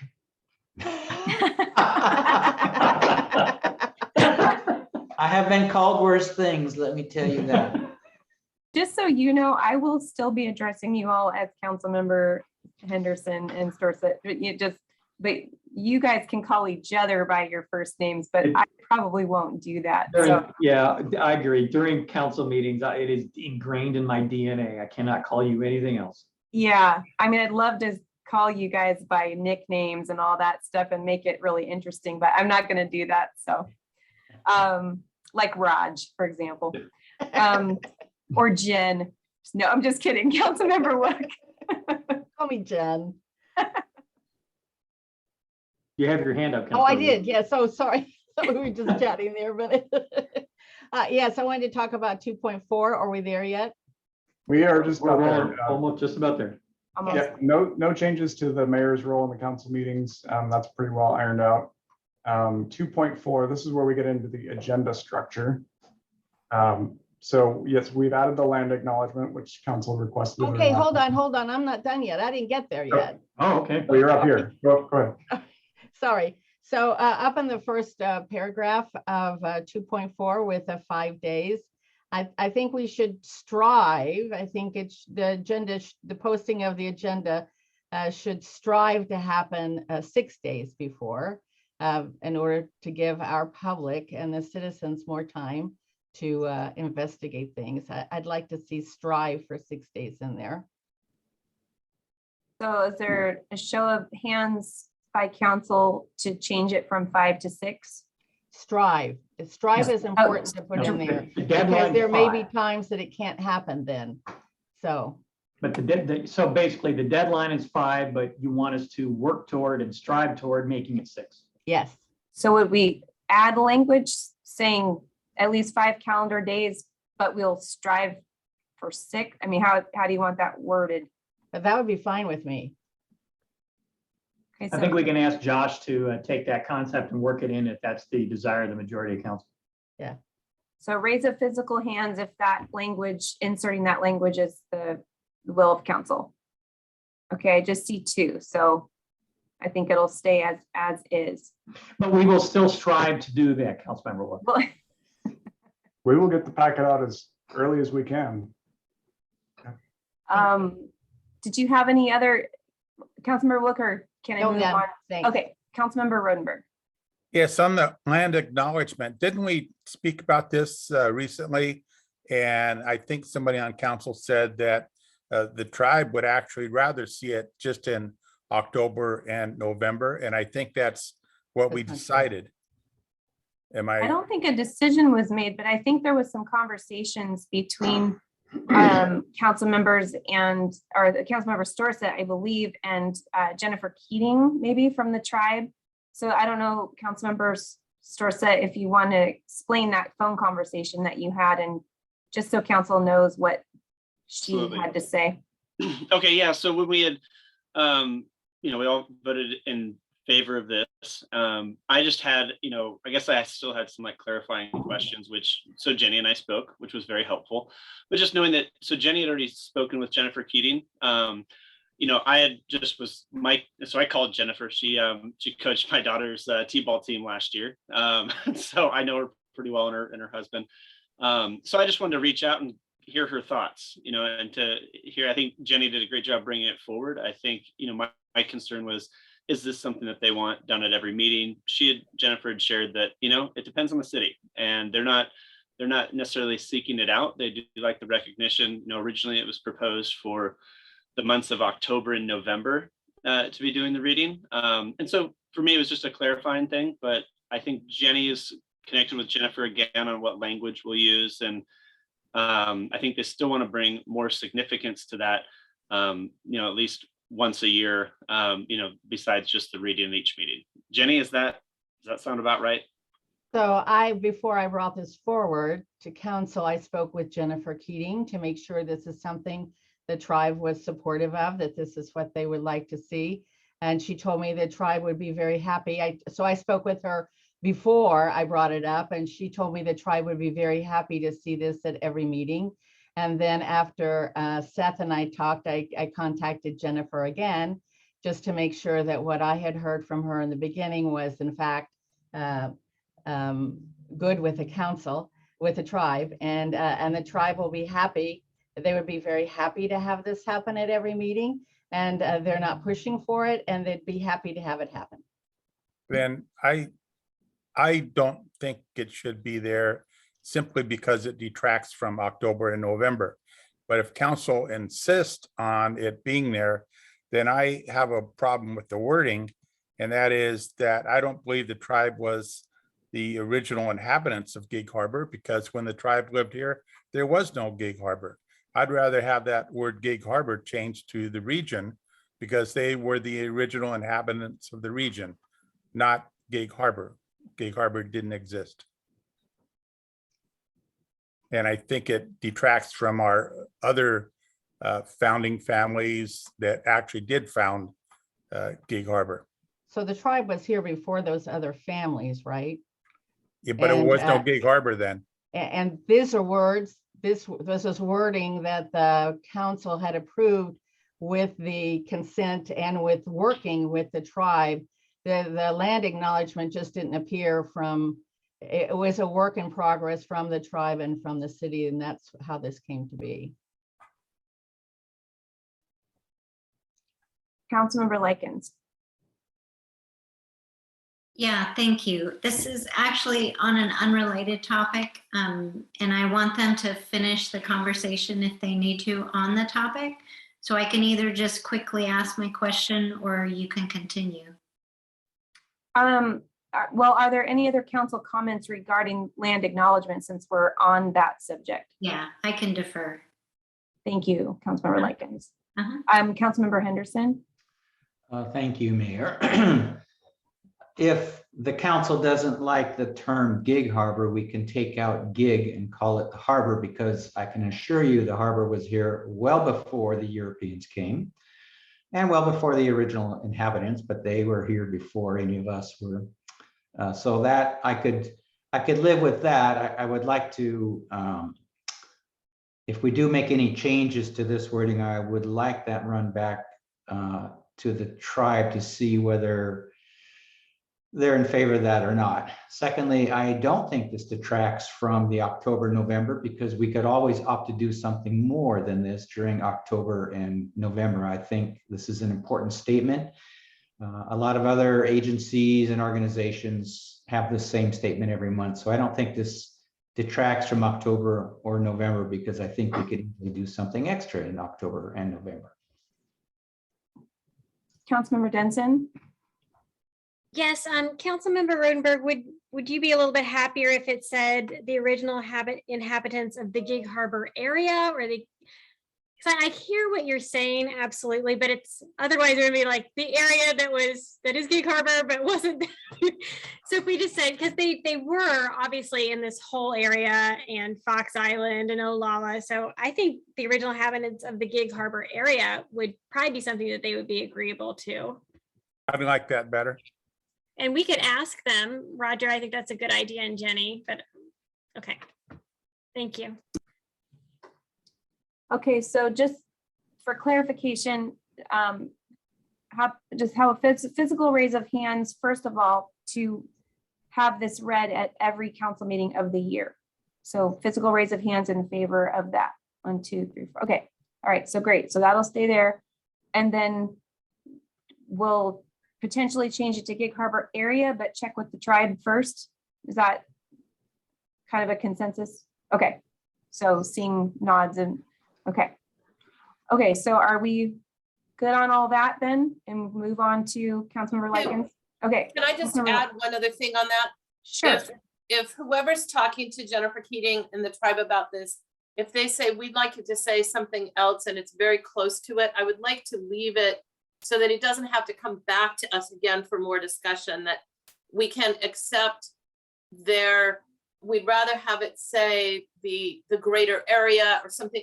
If they have another suggestion for what that term could be, that it's up to the person who's asking them to accept that. And I'll just remind council that even though we're going through this and getting all your okays, this has to be approved by a resolution. So it will come back to you, and there will be, I hate to say it, another opportunity to wordsmith if you really, really, really want to. Yeah. I'm in So favor of it coming back because this is council's guidelines, not the Absolutely. tribe's guidelines. We make the decisions. I just wanted to make sure that you knew that this isn't your only shot at it. This is coming back. And yeah, just, so if we talk to the tribe and they say, yes, it's fine to add the word area, we'll have Josh add the word area to the next draft coming before council. And then you guys can make sure to read that specific language, make sure it is exactly how you want, and then you can vote on it at that time. And to if the finalize. tribe suggests a different language, we will make sure we highlight that for you when we bring it Yes. back for approval. well, Yes. we'll also need to bring back a resolution that amends our resolution declaring Native American Heritage Month and Right. Indigenous Peoples Day, because this language this quote here is from that resolution. So if we change it here, we'll have to change it there too. Yep. Yeah, and then there's just the discussion of, do we fly their flag in our chambers all year long, or do we reserve that for the months of October and November, as I think the maybe that- proclamation states? Maybe that's one of those extra things that you do in October, November, as Councilmember Henderson suggested. Yeah, to make it more special and kind of highlight, yeah. Okay. Councilmember Likens. Yes, thank you. Actually, Josh, my question was in 2.2 and it wasn't a change, but I just had a clarifying question. Yep. So it's up on 2.2 where it says council members may not email, text, or call anyone during a council meeting. So not that I've ever seen this happen, but I just want to clarify, is a council study session? Because in the meeting definition, a study session is also a part of that, correct? Yes, technically, these rules would apply to all types of council meetings. Okay, I think myself included, might all need a little reminder on that. So, okay, I just wanted to clarify. Josh, why don't you expand on that a little bit, just so council members understand why that's in there? Yeah, that'd be good. Well, this particular section is in here because I forget which council member at the time was concerned that conversations were happening between other council members behind the scenes as the meeting was going on. I think people were seeing live posts go up on social media and people texting back and forth, and this section here, if I remember correctly, was added because they wanted to see that. It may have been the former mayor. I don't remember who it was. But It was the former administration, but I don't know if that was mayor and council or mayor or council. I don't remember, but I remember vaguely that conversation happening. It was a while ago. it was, I would certainly argue that one council member texting or emailing another during a meeting is probably violating OPMA because you're having a conversation. A council member who would be posting something on social media live during the meeting, that's arguably violating OPMA because you are having a discussion with the public. Even if it is just one-sided. But with social media, you could post something on Twitter, and you could get a half a dozen responses. You could post something that says, hey, the council's about to vote like this, what do you think?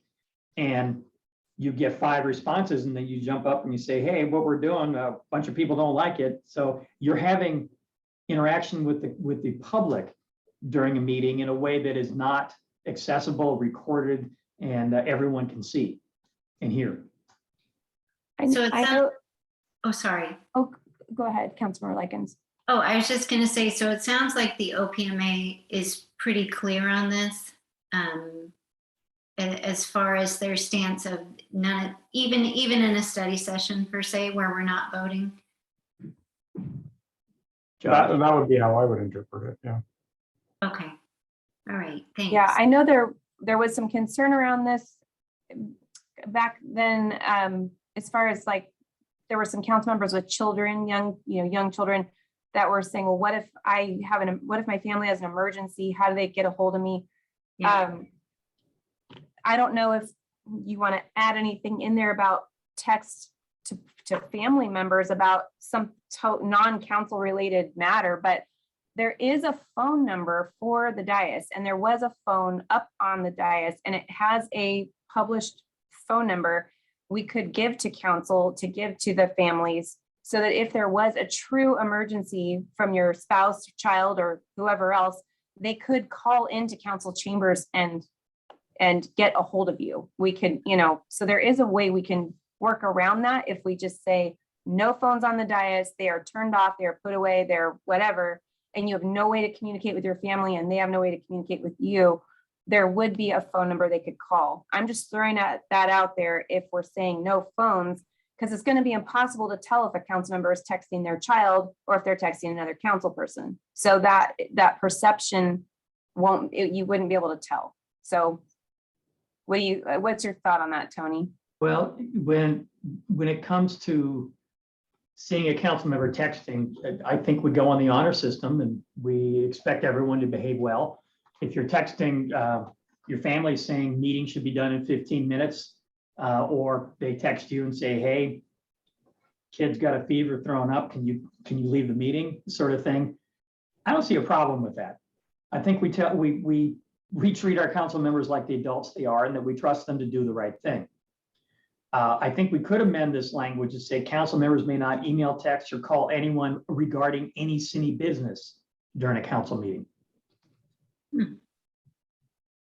I like By the way, when I was make us parents feel a little better. when I was in Burien, we had a council member who live tweeted every single council meeting she went to. Ouch. Ow. Oh, it would be dozens of tweets during a 2 to 3 hour meeting.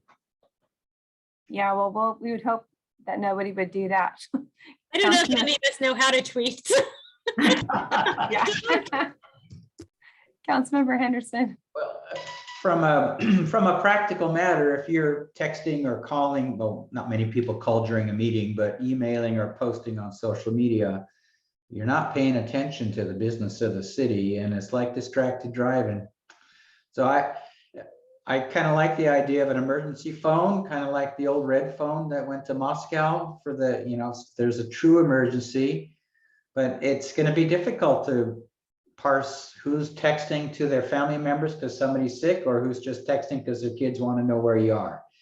And it's always tough to just do one text. So I'd say I like the phone idea. I'm a big texter myself. I'm probably guilty of this. So I don't mind nailing myself down and say no. Councilmember Barber. The only thing that I'm in favor of leaving it as no emails, texts, or phone calls. But what I would add would be except in case of emergency, rather than with regard to city business, because of the distraction thing. I don't need somebody sending me a funny comic that they just saw on Facebook and they happen to not be in Gig Harbor, but it comes through and I could look at it, because that's technically not against the rules because it's not city business. So I would, if we're going to add anything, I would say except in case of an emergency. I could live with that too. And I'm okay with not adding anything too. What do you think, the rest of the council, about that? Councilmember Rodenberg. I agree with Tony. I don't think we need to be babysat. I think it on an honor system is good enough. Councilmember Storsett? Yeah, I'd agree with that as well. I think it's just, part of just being professional and doing our roles is that it shouldn't be a distraction. Now, if like my phone will be flipped over, if it buzzes, I have to look at it, because I think, is it something with my family? And, there's also possibility that it could be something work related that is something I may have to leave for. So I need to be available. And I would, then ask to be excused. I wouldn't take any calls, obviously, from up there, but that is something I'll need to do. So how about with the language that Councilmember Barber suggested, to just say except in an emergency? I Yeah, like that. fine.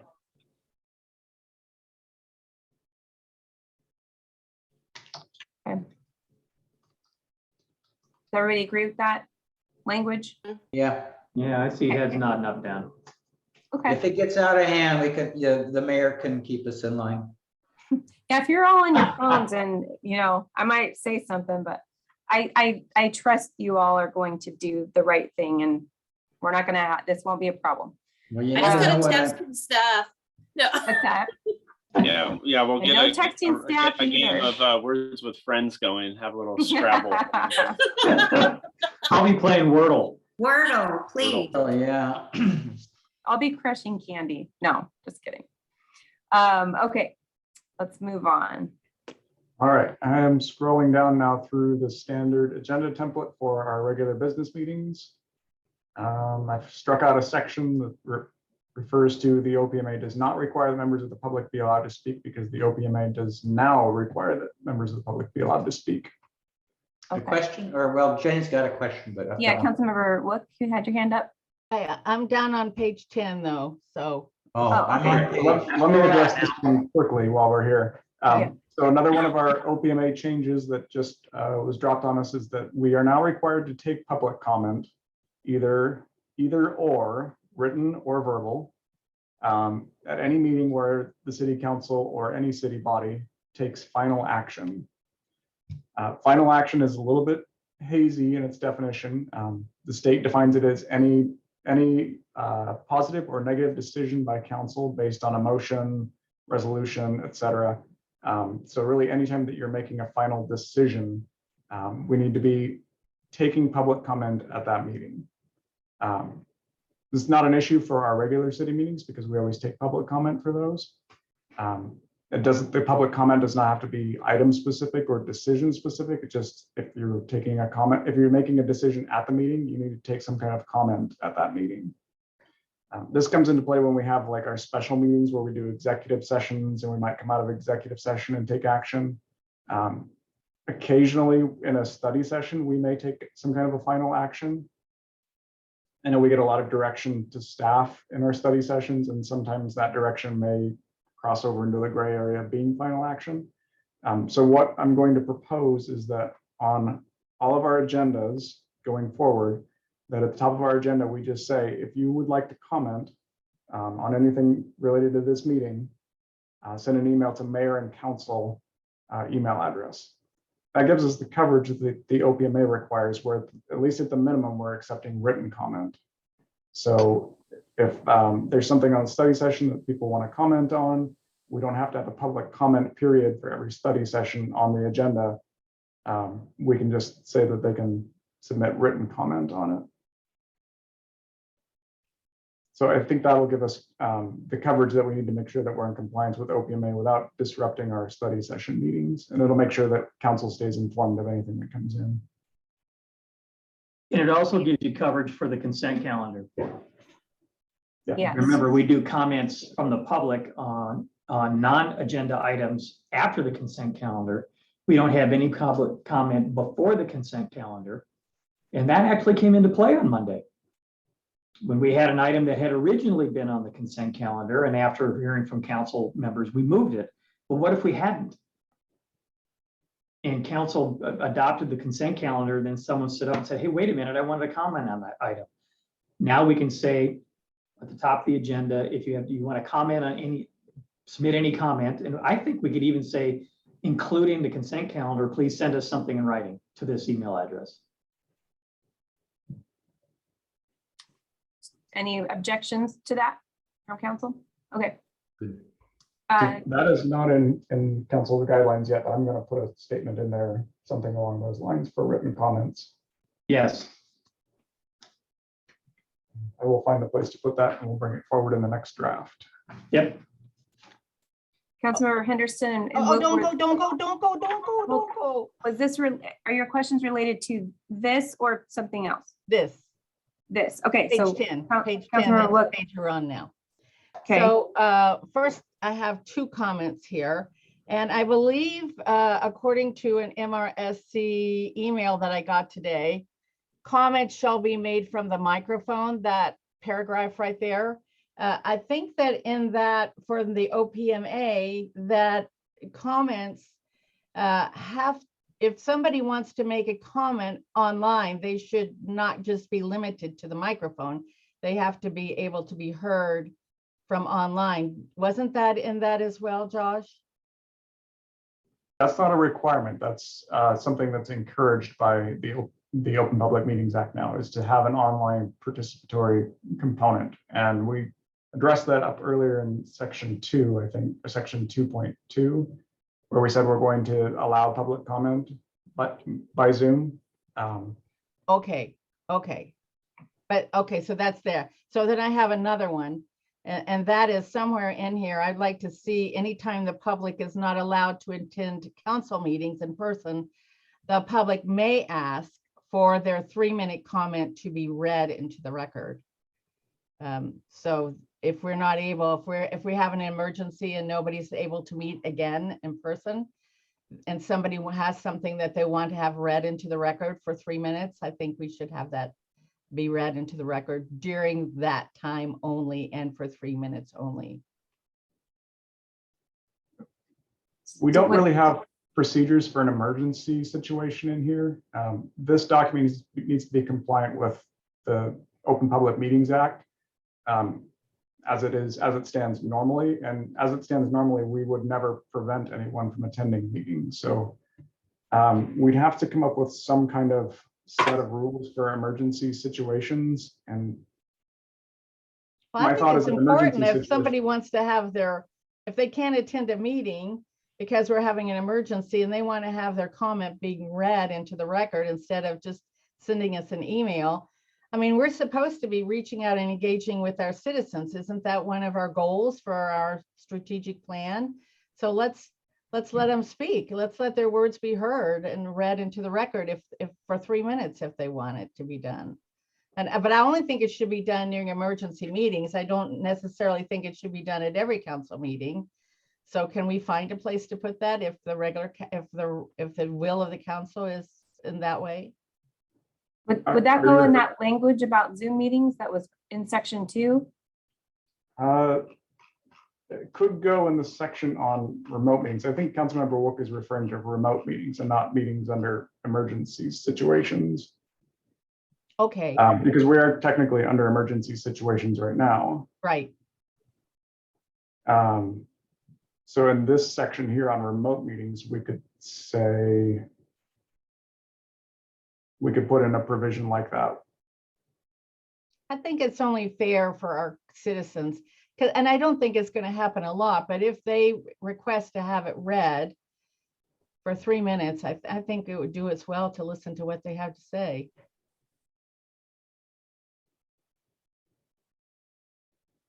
Josh, why don't you and I kind of poke around with that, see how we can work that in. Yeah. And then we can highlight that as well as new language and you all can vote on Correct. that. And then is this where, I know that you've been really good lately about giving us those presentations, but is this where we should have in here about presentations being given to the council ahead of time? We have that a little further on. Okay. Yeah. So just to be clear, when we have remote meetings, the OPMA will still require us to take public comment. So we'll still have public comment just like we do now. It'll just be remote like we were doing before, where people go on Zoom and give comment. But what So we won't- Councilmember Wook is saying is if we get one of those pieces, one comment that's in writing, we'll actually read it. Yes. So is that the direction of council to read all written comments or just provide them, I guess is what we need to know. You know, No.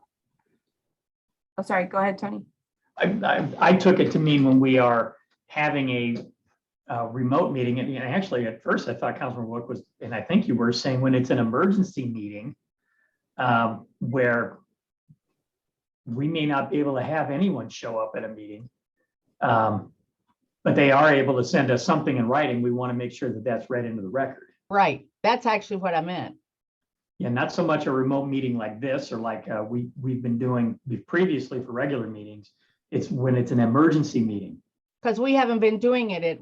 I mean, we have been doing it, but then it was brought forward to stop doing that. Well, Right. what we were doing is we were reading all written comment that was Right. submitted to us. And And then that was brought, and then it was brought forward to stop doing that. We said we weren't going to do that anymore.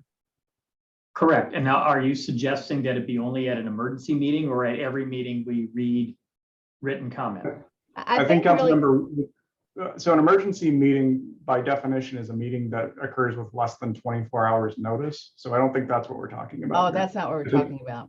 We're talking about remote meetings where the meeting is entirely remote because of an emergency situation. So like all of our previous council meetings were all remote meetings. Okay, when we remote couldn't be meetings- together. Yes. Right. Yes. So remote meetings allow for comment by Zoom. But Councilmember Wook is proposing that we also allow people to submit written comments, which are then read aloud. So that would be up to council to decide if that's what they want to do. Do they want to have all comments read at the meeting or not? And it's not all comments, it's the comments that citizens ask to have read at the meeting.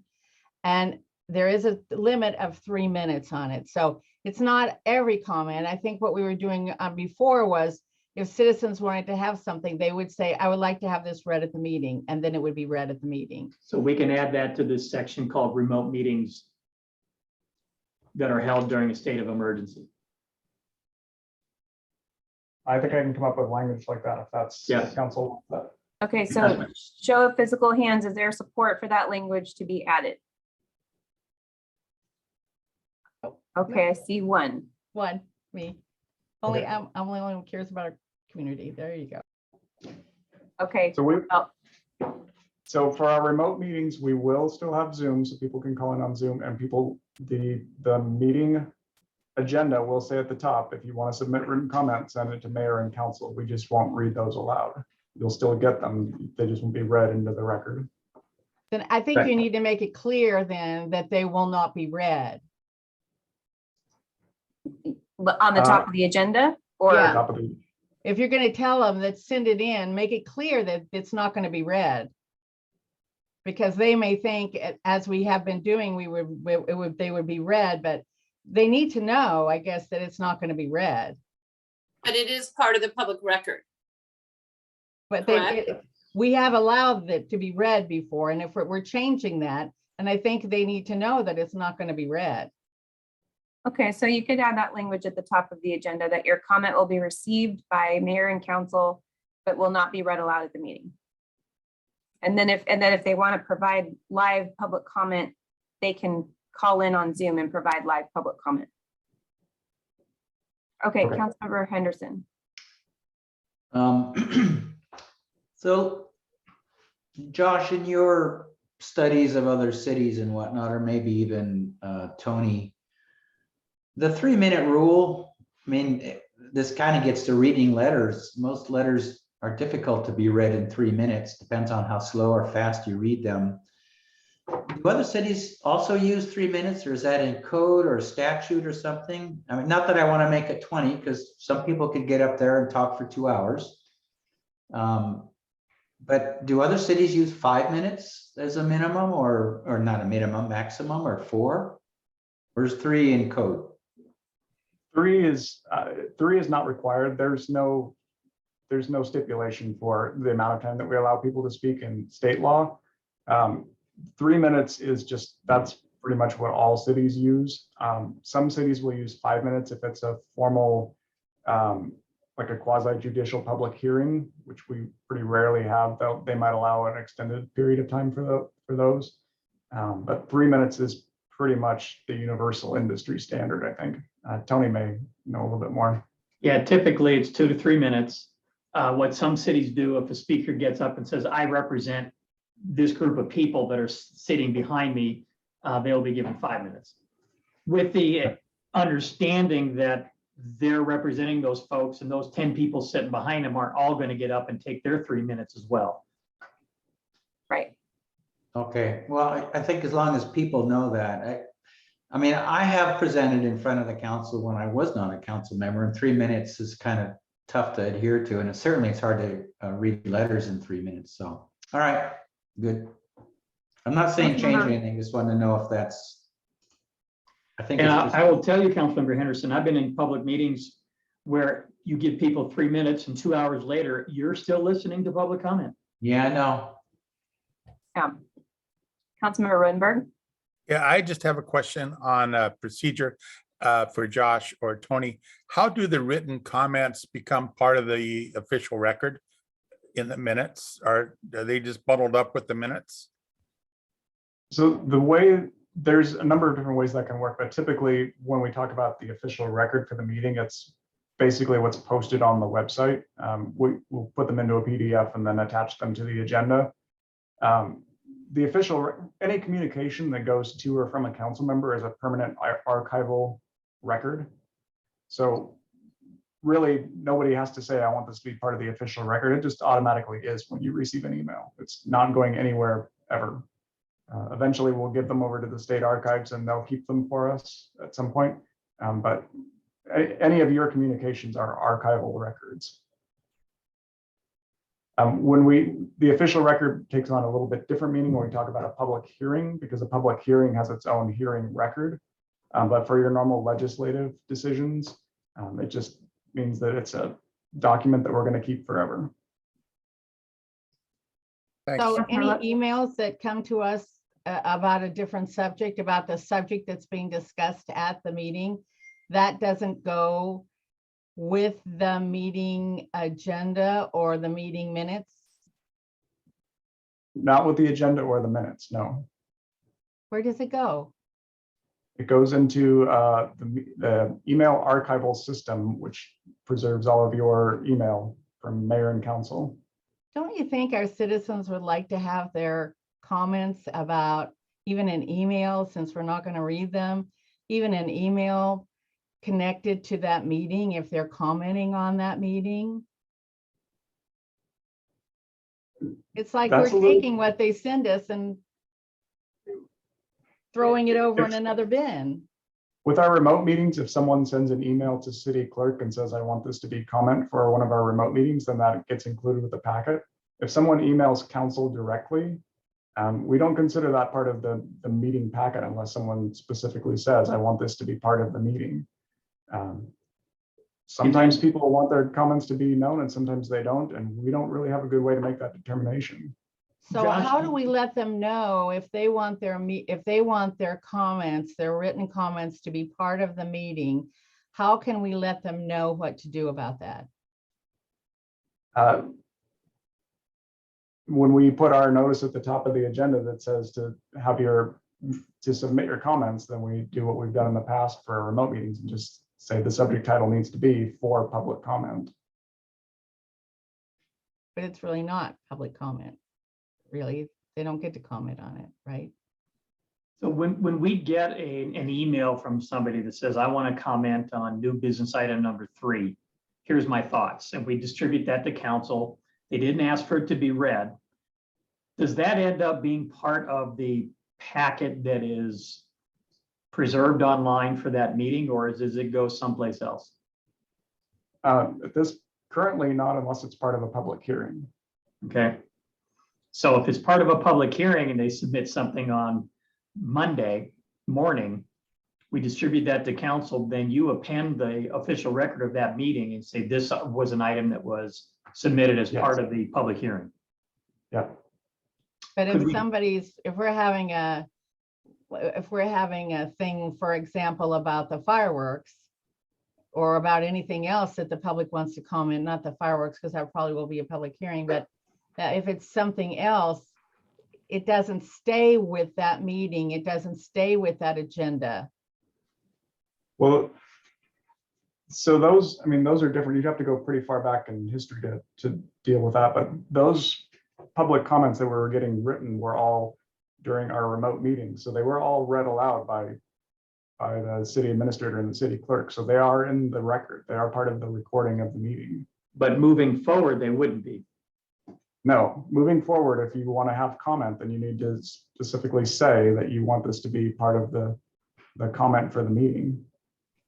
So whatever we put online, I think we need to make that really clear to our citizens if they, to say that to them.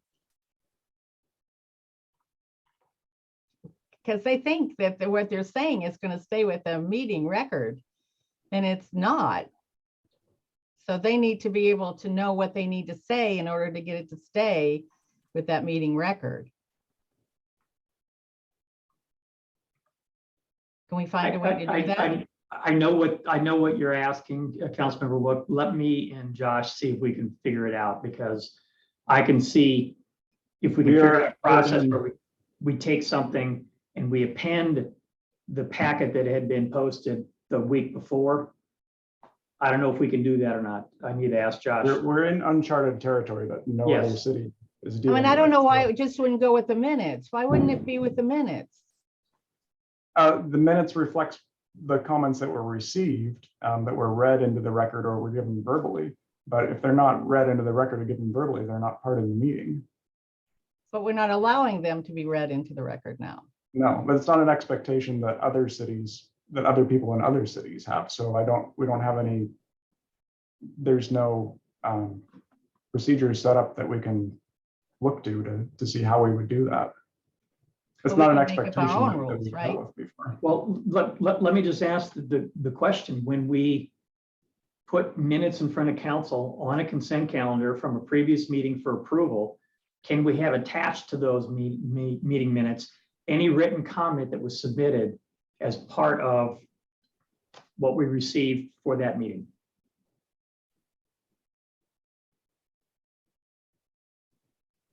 That would be good. Yeah, that's a question to you, Josh. We could do that. That would be, I'd have to figure out a procedure for doing that. That would be time consuming, but it probably can be done. Well, when you create the packet, you have a set of minutes that's three pages long. It's buried in the packet somewhere. You run it through the scanner and you create the online packet, right? Yeah. If you just took hard copies of the emails and included that as attachments to the minutes and it ran it through the scanner, would that work? Yeah, I'd have to find a procedure for collecting all of those comments, I think is the. Okay. Hang up Well, that off, let's talk I'll have about to how do- we can Yeah. see if we can figure that out. Thank you. The issue with attaching to the minutes is that the minutes are not supposed to reflect people's opinions. They're just supposed to note who gave comment. Minutes are not supposed to say what the discussion was or anything. They're just supposed to reflect the action that council took. So if you amend the minutes to include some people's opinions, it's not really a very accurate record. Because when you put together the minutes for an item that's not a public record or public hearing, all you do is note in those minutes that so-and-so spoke. Yeah. You don't say, here's what so-and-so said. But an email would say, here's what so-and-so said. What does the rest of the council feel about this? Well, tricky. Yeah. I'll add a thought here. You know, someone mentioned it earlier, but you know, some people may not want this included. They might just want to go in, you know, it might be a way of venting and going to the mayor and city council. There'd have to be a way of getting consent that that's being made public. And I think that's where it gets into, like Josh said, some uncharted waters. And because the last thing we want to do is have someone coming back to us and being upset that was now public, and they may not want, you know, their neighbor or friends or constituents knowing about it. So I think it's a tough one. And I get Jenny's point of wanting to have that included with, you know, with the topic. But But if it's done in the same way when someone speaks and it's simply their name, date, and what they're speaking, or somewhat of what they're speaking to, but not all of the content, then that's not very balanced between coming to speak at council and sending a letter. So it's kind of apples and oranges on this one a little bit. It's just not very clear. And Councilmember- whatever we do, I think we have to make it clear to the public whether it's going to be read or whether their emails go with the packet or the minutes. We have to make it clear to them what happens to these emails that they sent in on this subject.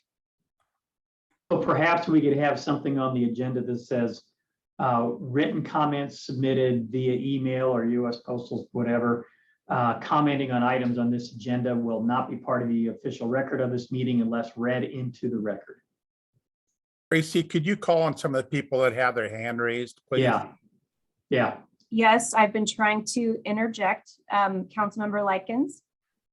Actually, Lee, did you want to interject on this topic? Because you can. I did have something to say, and Seth touched on it, and that is the inequality and the disconnect between somebody that attends the meeting, they speak for 3 minutes, and it gets recorded.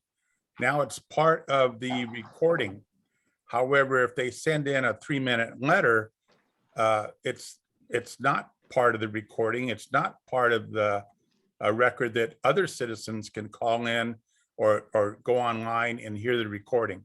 So I think there's a inequality there between maybe someone cannot speak, maybe they cannot attend the meeting for whatever reason. So I think we need to have equality as one of the, Tony had some good ideas, so I think that may solve that. Councilmember Likens.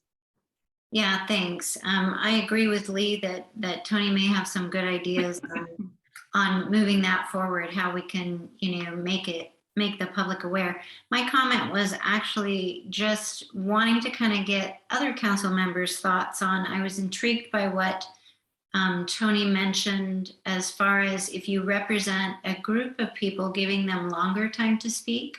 If there are neighborhoods who have an issue that's common among all of them, is it more powerful to hear from them all individually or to give them more time to have somebody speak for a little bit longer? I'm curious what the rest of council thinks about that, because I'm kind of intrigued by that.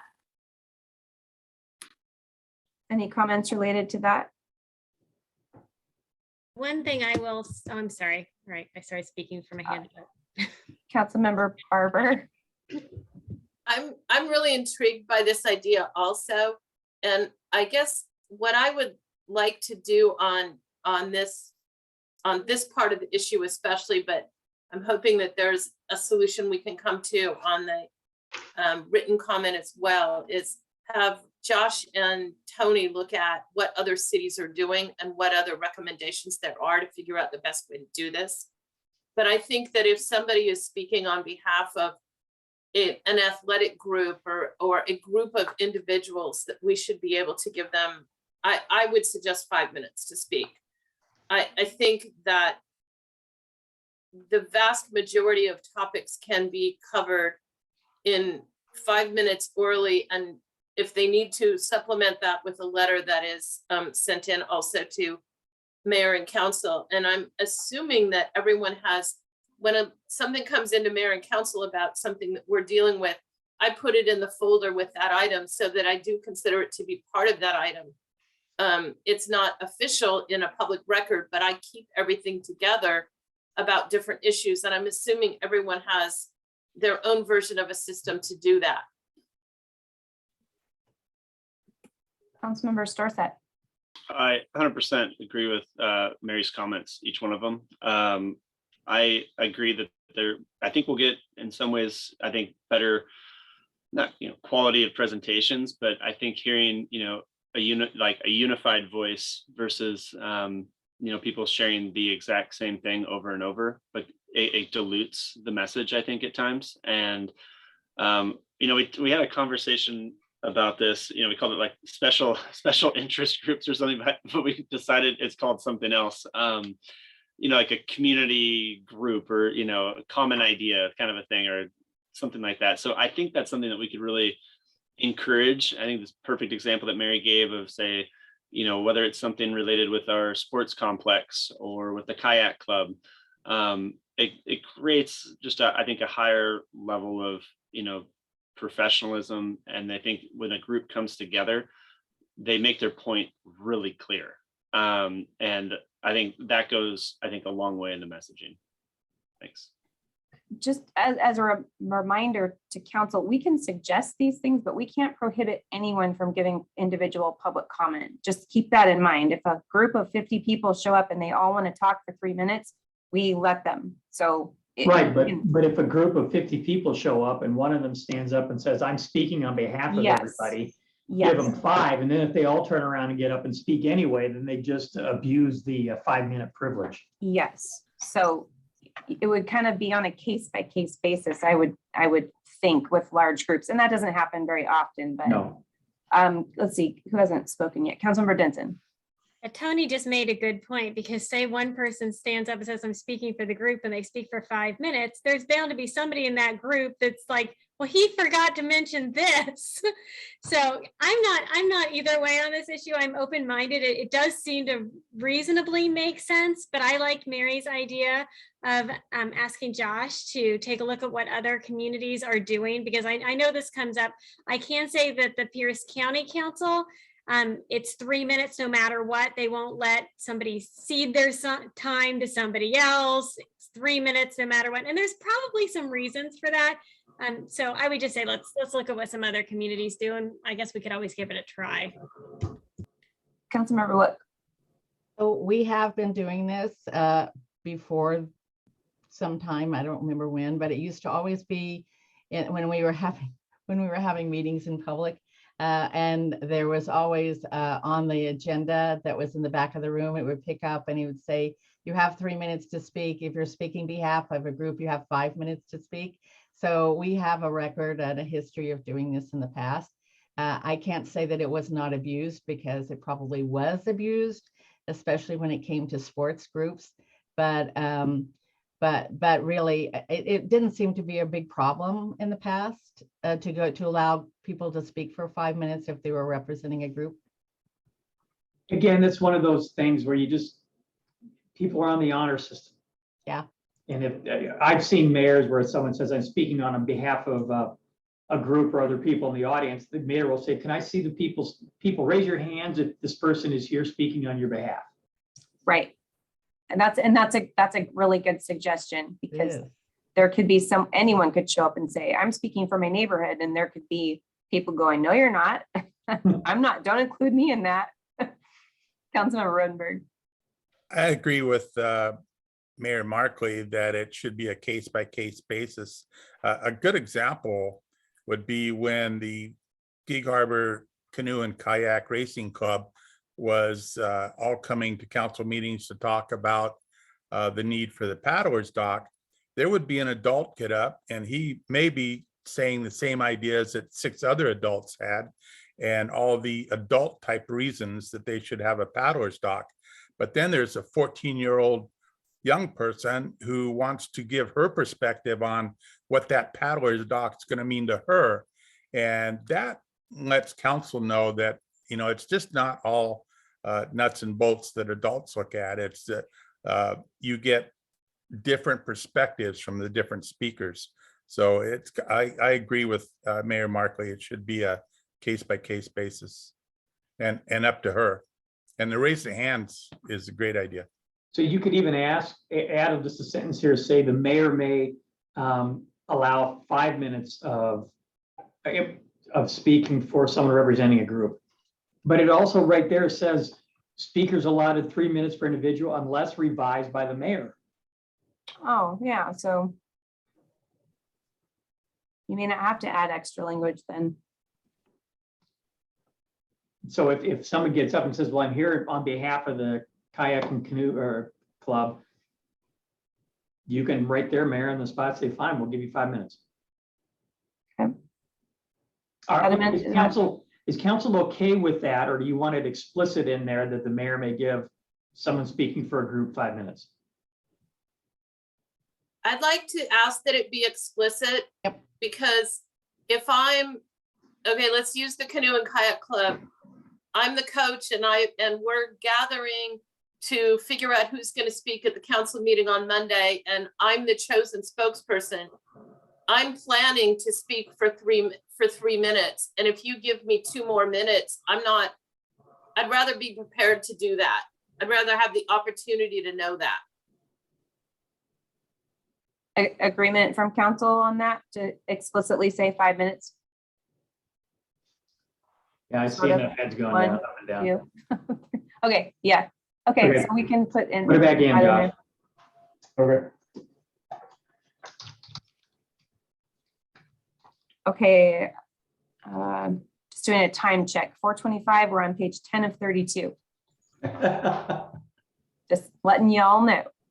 Mayor, we got stuff to talk about. I know, and I'm not saying anything else. I'm just saying time check.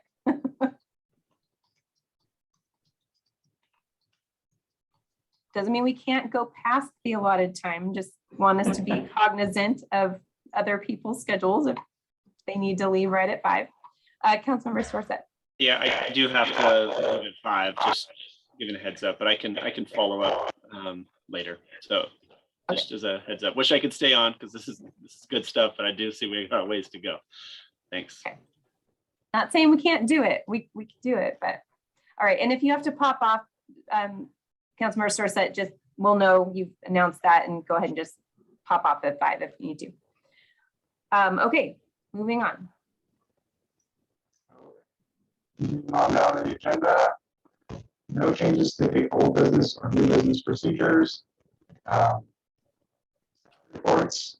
This, I start out the sentence that says discussion materials will not typically be distributed to council prior to the meeting, but Is everyone else, is Josh's? I was gonna say, Yeah. you sound like a robot. You sound a little hoarse, Josh. Yeah. Static on your line. I don't know. Have a sip of water. I don't know if unmuting and muting may help your microphone. I don't know. It's almost hard to understand.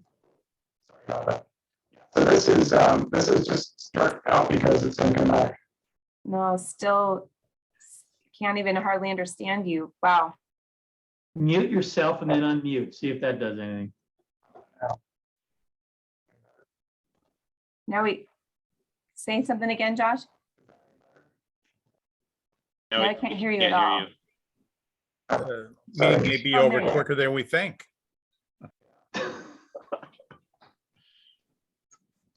I don't know. Is this your link, Josh, or can you log out and log back in without the rest of us going away? You can't. Yeah, you're Yeah, I cutting can't out hear you at all. now, Josh. I'm listed as a co-host on this, so I think, Josh, if I stay on, will you be able to log off and log back on? Okay, try that. Why don't you do Yeah. that, Josh? Yeah. Thank you for your patience, everybody. Councilmember Look, did you have a question while we're waiting for technical difficulties? Well, I just wanted to talk about staff reports, which is the next item here. Oh, okay. So let's wait and see if we can get Josh back. Okay.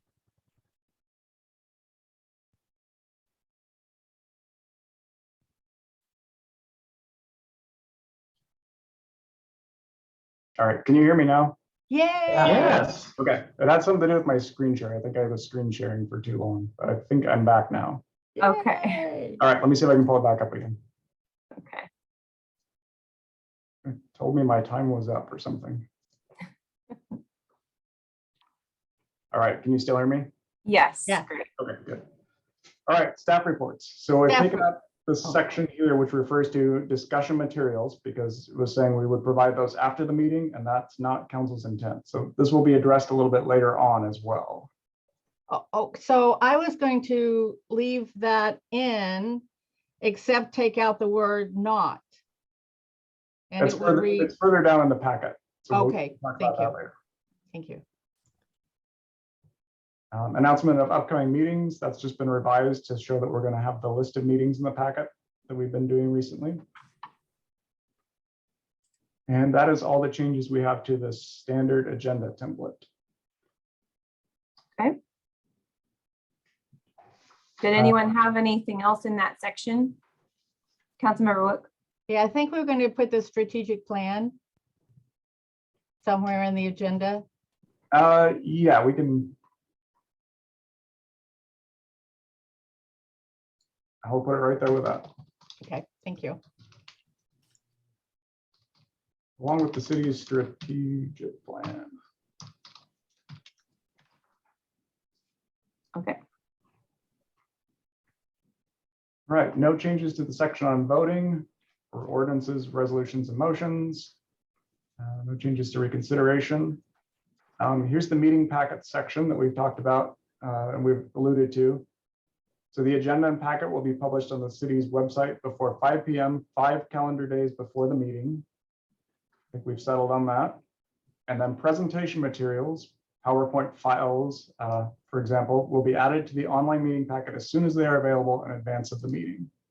So we're not putting a timeline limit on those. Presentation materials very often come from our guests and our guest presenters, and there's not really a realistic way to do that. So hopefully this will suit everyone's needs. Councilmember Henderson? I just had a quick question just occurred to me. For presentations given by other people, are we putting any time limits on them? Because sometimes somebody gets up there and you look and they've got 45 slides. We Do we- typically tell them 10 to 15 minutes unless Yeah, I don't know if that's spelled out in our rules here, but usually we will tell them presentations should strive to be no Okay. longer than 15 minutes. Yeah. Got it. Thanks. But a lot of them just blow through that anyway, Councilman. Yeah, I know. All right, let's see where we meeting packets. Councilmember Wook? Yeah, I think we were going down to minutes. Yes, Maybe- we're- Minutes is next. We are on the minutes now. And maybe that's where Tony and Josh could have a figure out what to do with maybe some written comments. And Josh and I need to put our heads together and look at what some other cities are doing with that. Thank you. That language, if added, will be highlighted. Yes. All right, moving on now to Article 3, Council Committees.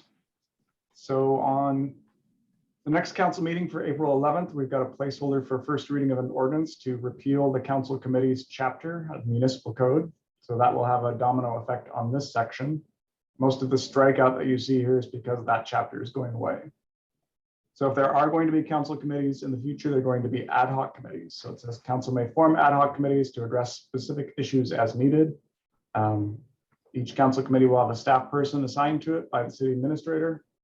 We'll do the scheduling, minutes, et cetera, just like we do now. All council ad hoc committees will be subject to OPMA. They meet during regular working hours. And it just says that staff has the ability to weigh in on these meetings as needed. Each of these ad hoc committees will have a chair. I've crossed out the word regular. Hang on, Josh. Oh, Councilmember Storsett? Yeah, question. So is this the committees of a whole? Is that correct?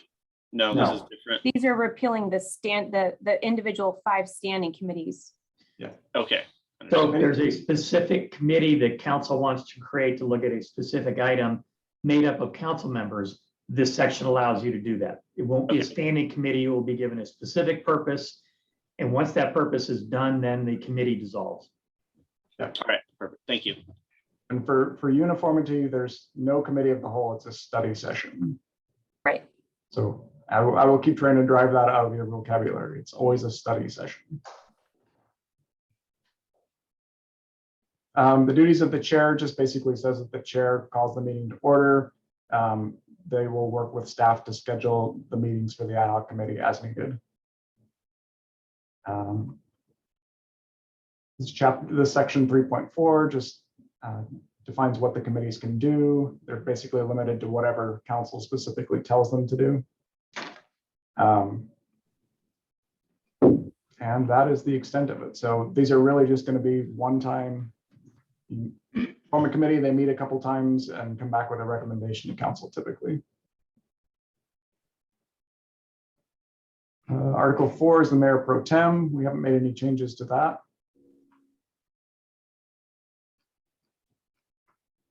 Article 5, advisory boards. Now this one, this is kind of a conglomerate of a few different things. Probably 4 or 5 years ago, I think Molly put together a list of kind of a guide for advisory board members that was never approved by council. I think probably she did it in consultation with Mayor Kuhn. So we've taken a bunch of that. We've taken some suggested language from other cities and tried to come up with a comprehensive kind of overview that would apply to all of our advisory boards. Councilmember Henderson. Yeah, I was reading through this and maybe we should standardize the names of these because we're calling this advisory boards, but we've got commissions, boards, and committees. And unless there's a significant difference between a commission, a board, and a committee, should we rename these as like the arts? I mean, just call everything a commission or call it the Arts Advisory Board? It just seems a little odd to have all these different names unless there's a specific code or something that says the lodging tax advisory has to be a committee, it can't be a commission or a board. That is the issue we run into. The Lodging Tax Advisory Committee is a committee by RCW. The Salary Commission is by RCW, and the Civil Service Commission is by RCW. The other ones we can come up with names with if we want to. Planning Commission, pretty much. Or we could just change this section to say advisory boards, commissions, and committees. That also works too, just as long as it's clear that, because when you say boards, I'd expect to see everything called a board, but yeah, I don't mind that. And even down there where we have, council may also create ad hoc advisory boards, blue ribbon work groups. I mean, you often hear blue ribbon called a blue ribbon panel. I can change the chapter title of that. But Yeah. what happens is throughout this chapter, I have to refer to advisory boards about 150 times. So if I have to say advisory boards, commissions, and committees every single time, it's good to have this definition that just says an advisory board means. I think that's fine. Yeah, that's good. So I'll update the title to be more expansive, but otherwise we're going to have several additional pages of text. Good point, good point. Yeah, so this first section just kind of gives an overview of what the advisory boards are, kind of what their function is, what we want them to be. The second says that advisory boards will be formed in the municipal code, and it lists the current standing advisory boards. And then it says council can also create ad hoc advisory boards like the blue ribbon work groups, task force groups by resolution. So if you want to have a special, like your ad hoc committees, if you want to create a special body to undertake a special task, then you can do that. And they're under the same provisions as the regular standing bodies. So OPMA and all that applies. Each of the committees has its own scope of work. These are all in the municipal code for these committees. Council can determine specific guidelines or tasks to add to each advisory board by motion or resolution. Each advisory board can develop an annual work plan with within the jurisdiction and responsibility assigned to the board that's in the code. So some of our committees, like the Parks Commission, likes to have a work plan that they adopt. Not all of them do. LTAC doesn't. The Arts Commission has occasionally in the past, but they don't always need one. So it's kind of up to the board to do that. One thing that I'll highlight here, and you'll probably see as a theme throughout this section, is work plans must be approved by the city council and carried out under the direction of the mayor. Excuse me. So I do refer to the mayor a few times throughout this chapter because the advisory boards require staff time and staff support. The mayor should be consulted in the decision-making on some of this because the mayor is responsible for overseeing staff time and making sure that we have the resources to undertake things. So council would approve a work plan. The mayor would see that it's carried out in a way that staff can support it. For some of these, I've tried to come up with the highest common denominator for our groups and what we want to see. So for the section 5.4 for residency requirements, I've said, unless specifically stated otherwise in the municipal code, anybody that's on an advisory board needs to live in Pierce County, this side of the bridge and this side of the Purdy Bridge. So if an advisory board wants to have a makeup that is different than that, say you want it to be only city limits or city limits plus UGA, then the code needs to spell that out. Councilmember Wook. You're on mute. Thank you. Down the I thought. Oh, that's right.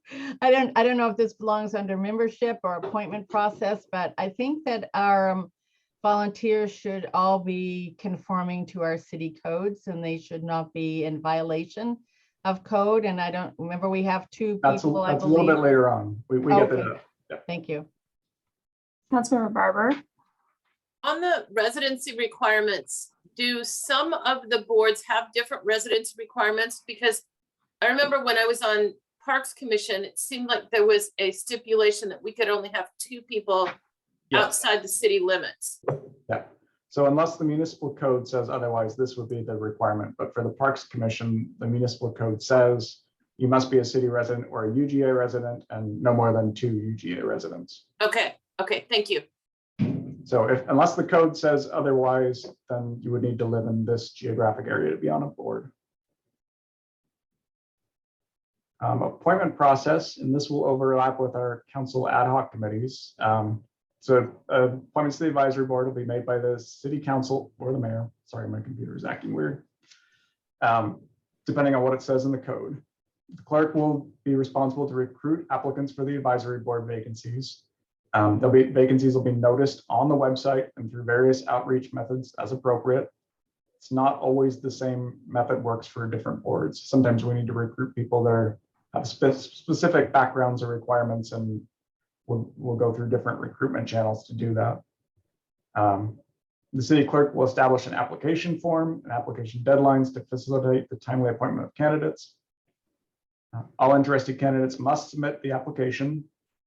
Current members seeking reappointment must submit the application. And then this section, any eligible candidates for council appointed advisory boards will be interviewed by an ad hoc committee of the city council. So council will need to form an ad hoc committee to do any interviews for the positions that they're going to appoint. The interview panel may also be joined by the mayor, the advisory board chair, and the designated staff liaison at their discretion. So they're not required to be there, but they are invited to be there. And then the committee will forward its recommendations for council approval on the consent agenda at the next regular city council meeting.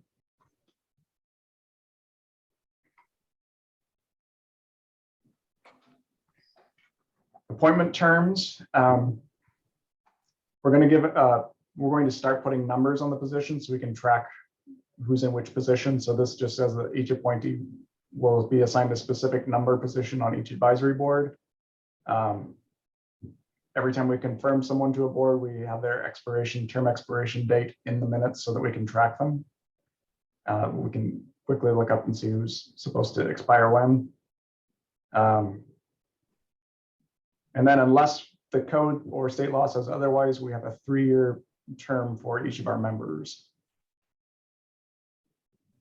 Now, this section here is something that we have on a few of our boards. We took it out of a few last year, but it's the term limits. No member shall be appointed to serve more than 3 consecutive terms or 12 consecutive years, whichever is fewer. This is not language that I personally recommend, and I don't think most of staff supports this. Term limits for our members sometimes make it hard for us to keep the institutional knowledge that we need on our boards, and it can sometimes impact filling vacancies. So this is something that we don't recommend, but something that we do have for a few of our boards. Councilmember Wook. So if you don't recommend this and staff is not gung ho on this, what would you like to see? What would make it easier to get members and work well? For this, I would just recommend not having term limits. Well, I'm good with that. I Council think we should supported. strike it. Okay, Okay, yeah, I see a majority, strike that language.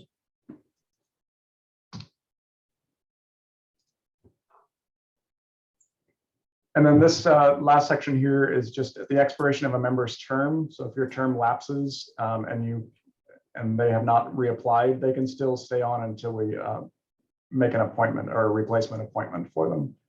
This language is in most of our boards, but not all of them, but I think it probably should be universal for everything. So we have that in here. Vacancies, if we lose somebody from a board who has to resign or quit before their term is up, when we make an appointment, the person we appoint will fulfill the term of the person that they are replacing. And then this is the section on removals that Councilmember Wolf alluded to earlier. So any member may be removed by council action based on council decision if that removal is in the best interests of the city. So council can by motion remove someone. And then in addition to that, any member may be removed by the mayor if in the mayor's determination, the member has violated the provisions of these guidelines or the Gig Harbor Municipal Code. The mayor may also remove members who have 3 or more consecutive unexcused absences from regular advisory board meetings. So if we come up into a situation where we have, like Councilmember Wook alluded to, a board member who's in violation of the code, the mayor has the discretion to make that determination and remove that person without having to go to council, without having to have a hearing or anything like that. And if we've had issues in the past where maybe advisory board members are not cooperative with OPMA requirements, that would be in a violation of these guidelines, and we could remove someone that way as well. Councilmember Rook. Yeah, I'd like to see something a little bit more. And I don't know how to do this because I'm not sure it's fair just to put this on one person, meaning the mayor. I'm not comfortable with just, I mean, that seems like a hard thing to put on any one person. Maybe it should be council. You know, we have what, 1 or 2 people that in code violation. Maybe that should be in expectations of advisory board members. It should be there about following city rules or codes or laws. I don't know, but I like it to be. So what I mean is that I like it to be a little bit more clear on what they're going to be removed for, rather than be left open. Does that make sense to anybody? No. No. My thought is this says if the mayor determines that the person has violated the provisions of these guidelines, the Gig Harbor Municipal Code, or has missed 3 or more consecutive meetings. That's pretty tight. That means the mayor can't say, I don't like the recommendations you've been making to the council. I'm going to remove you. Or I think you're a jerk. I'm going to remove you. Whereas the council can say, I don't like the way you've been conducting yourself. You're a jerk in the community. We've just determined and we're going to remove you. The other thing is, with determination of violating the provisions of the guidelines or the Gig Harbor Municipal Code or missing 3 meetings, I think it's what's the word I'm looking for? It keeps it just a little bit more private when the mayor says you really need to go. You've been violating the rules, rather than having that come up to council for some sort of a public hearing. And Oh, no, I don't want that. No. I didn't think you did. No, I don't want that. I just hate to put it on one person.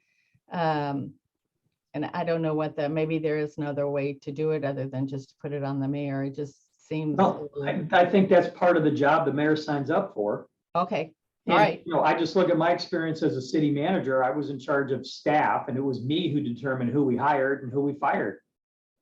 Well, and just so you know, in an instance like this, I wouldn't do this without conferring with the other people, like the city administrator, probably sending a note to council, hey, this is going on. Have you guys heard anything? You know, you guys know me. I don't just do things on my own, you know, without talking to people first. So I know you know, future mayors and past mayors may not be that way, but it is part of the job, I guess you can, you know, and it does make it a little more private if there is someone being just very obnoxious or not, you know, outright violating our code, you know, that. I just thought it was a burden to you, but I guess that is your job, so I won't worry about being a burden. I appreciate your concern.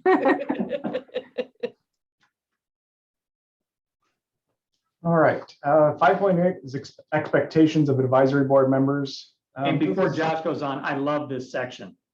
Go ahead, Josh, sorry. Okay, yeah, so this is just a little bit in keeping with kind of like a mini code of ethics for how we expect our advisory board members to behave. Having them be prepared for their meetings and attend their meetings and that. This 5.9 outlines the duties of the chair. It stresses how the chair operates in the meetings and how they cooperate with the staff liaison. The chair works to prepare the agendas, and then most of their function is in the meeting, controlling the meeting and making sure that everything operates according to Robert's Rules of Order.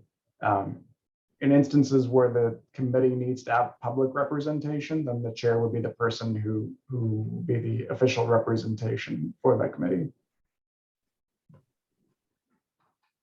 And one thing I think I'll highlight here, since we're on this, throughout this section, you'll also see me refer to several times the staff liaison. And I know we've had discussions recently about having council liaisons, and we've had discussions about having liaisons between different boards. I haven't referenced any of that in this chapter. What I've done is created a section in here where the city administrator assigns a staff person to support and be the liaison for that board, and basically task that staff person with conveying anything that needs to be conveyed. So if the Arts Commission needs to talk to the Parks Commission, it's the job of the staff liaison to do that. If the Parks Commission needs to make recommendation to council, it's the job of the staff liaison to do that. If council wants to make direction to the boards, it goes through the staff liaison.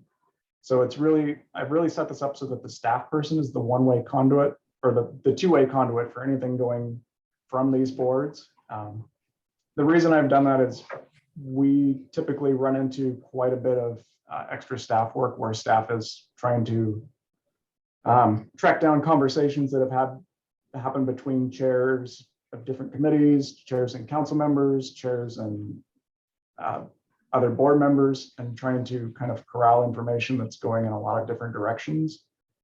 Ideally, it would be helpful for staff to be able to know what the discussion is and where it's at in the process. And I think this may help that, but I see Councilmember Barber. council hands.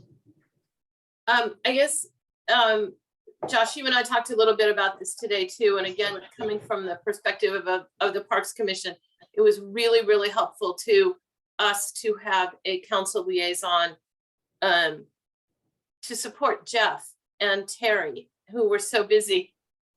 But seriously, it was really helpful to us to have that direct conduit to council.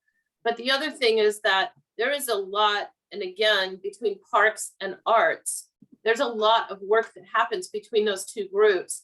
And so they have established a member of the Arts Commission who comes to Parks Commission meetings, and a Parks Commissioner who has since resigned, but who was going to Arts Commission meetings. And it was to keep that continuity going more actively. And so I guess what I'm wondering is it the current recommendation of staff that we no longer do that? And instead we allow those things to happen between staff and not between the commissioners themselves? It's helpful for staff if that goes through staff to have that happen, just because anything really that's happening between two different boards is going to require staff time and staff coordination to make sure that it's getting done and that we're supporting it properly. I don't think there's much harm in having people attend each other's meetings. It's just not the ideal way, I think, to facilitate a work plan and to facilitate getting communicating information from one meeting to another. Okay. I just hate to have the absolute, because if it's working for them, then I'd rather allow them to be able to keep doing it. But if that's what we want to do, then if that's the sense of the group. Let's have some other comments first. Councilmember Rodenberg. Yes, the title of this document is council guidelines, but there's pages and pages of advisory committee guidelines, not necessarily council guidelines. Do the advisory people, are they going to get a copy of all this so they could, I mean, we're talking about what their responsibilities are, how they're chosen. Is there another document that goes to them? This document will kind of guide their business so that they will get a copy of this. But they're advisory boards to council, so they are just like city staff. They are supportive to you in your decision making. So the way that you want them to operate is how they should operate.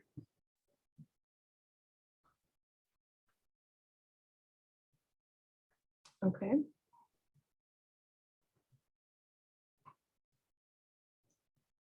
So yeah, we can keep progressing down through this section a little bit more.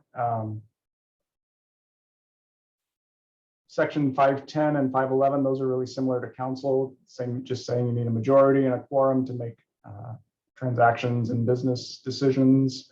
Conflicts of interest, they have the same conflict of interest language that council has to adhere to in their decision making.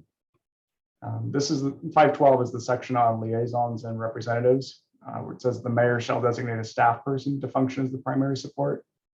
And then it just says the liaison job is to carry out the rules and policies and programs of the board, notify the staff, staff members notify board members of pertinent issues and legislative activity, and they also arrange meetings, prepare meeting materials, compile background information, and conduct research.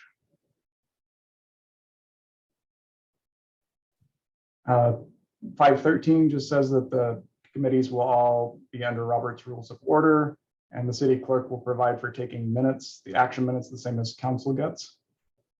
Not that the clerk will take all the minutes individually, but we'll assign it to a different staff person to provide those. Meetings that allows each advisory board to set their own regular meetings. All advisory board members are subject to OPMA. They have to take the same OPMA required training that council members take.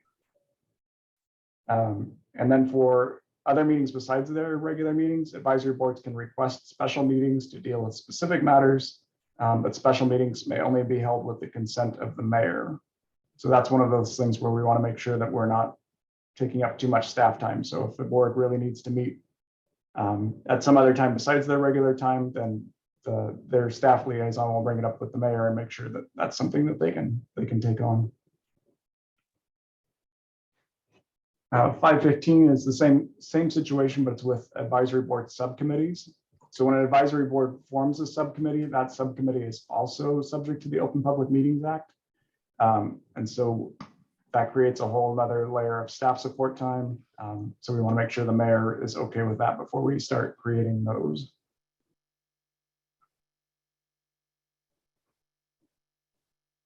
.516 is their communications with council. This is just saying, basically, going back to the staff liaison, that we should be communicating through that.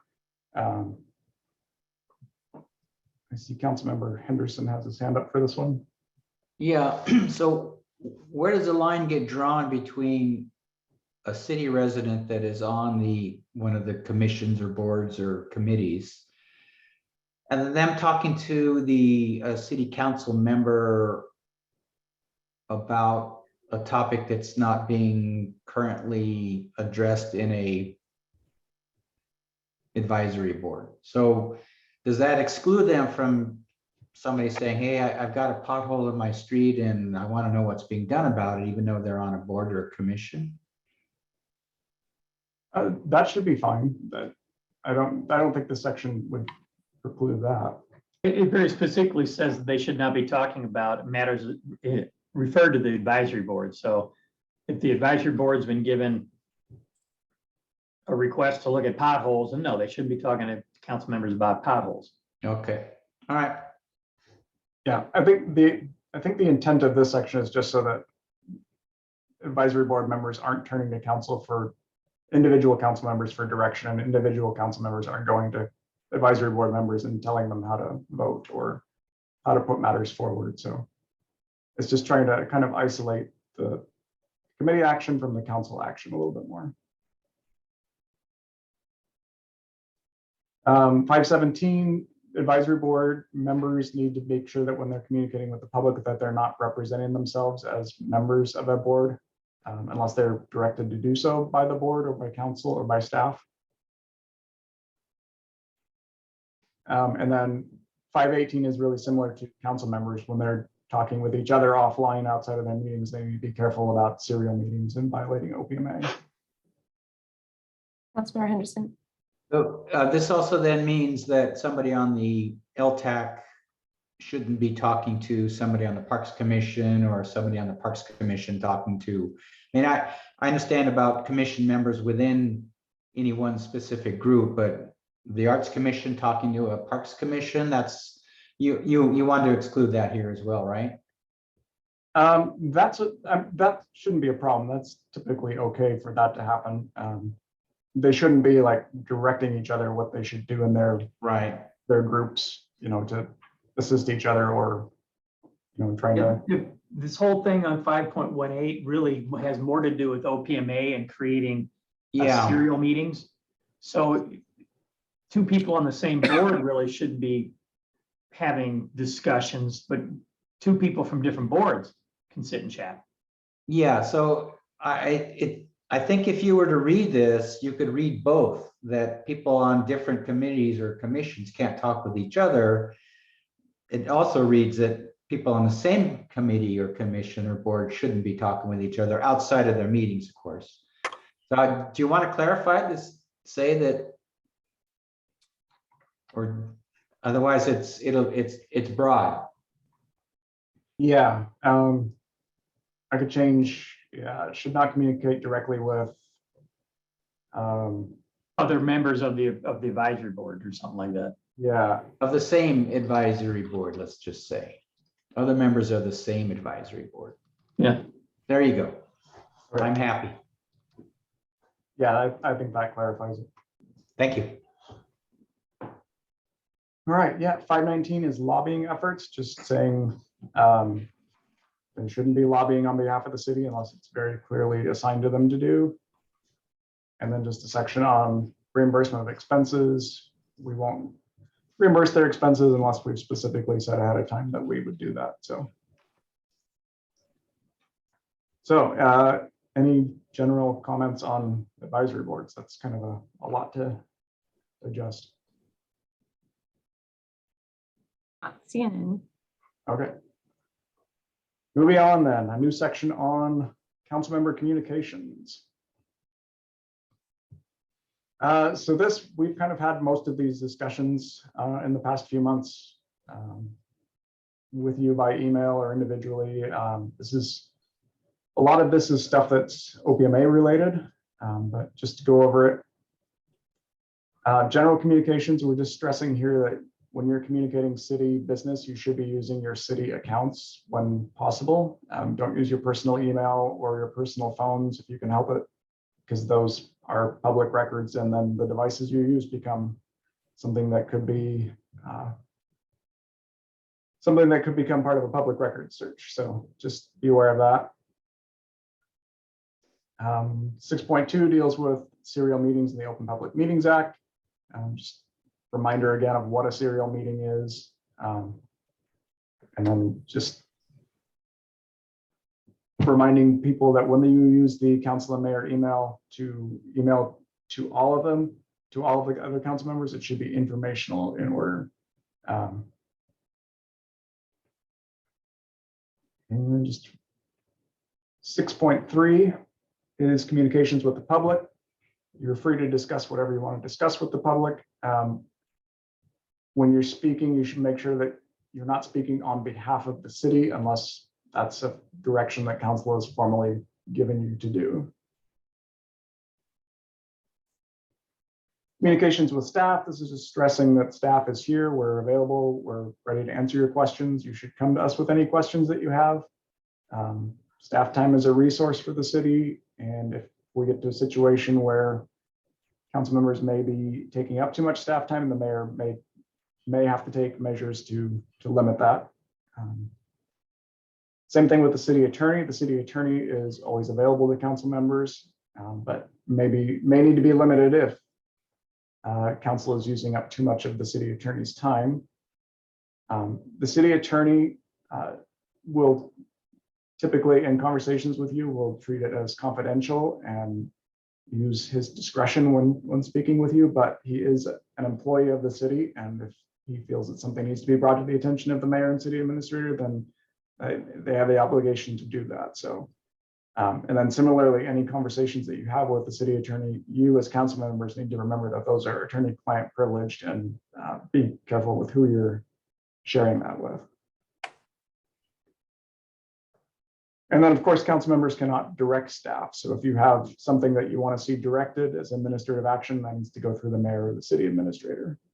You can bring it up with staff and discuss it with them, but staff will typically not ever be able to in a position to say, yeah, we'll go ahead and do that for you. 6.5 is a new section, and it's a little bit lengthy, and it's on social media. This is taken from section on council policy that Daniel Kenny recommended from the city of Duval that he works with. It's been kind of tailored a little bit to suit our needs. There's a lot in this, and it's kind of mostly OPMA related and Public Records Act related. Anytime you're on social media, whether it's on a personal account or a city sponsored account, anything that you put out there is a public record.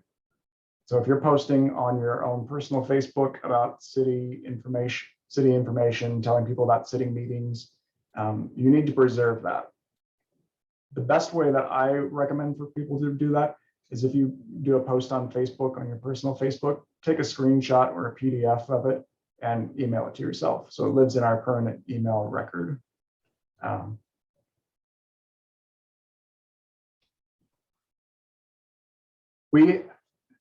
So I think currently we have just one. I think just Councilmember Wook is the only one that has a city sponsored or city endorsed Facebook account. Councilmember Denson has one I as have well. one too, yeah. Okay.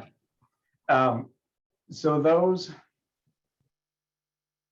Oh, Councilmember Rodenberg has one as well.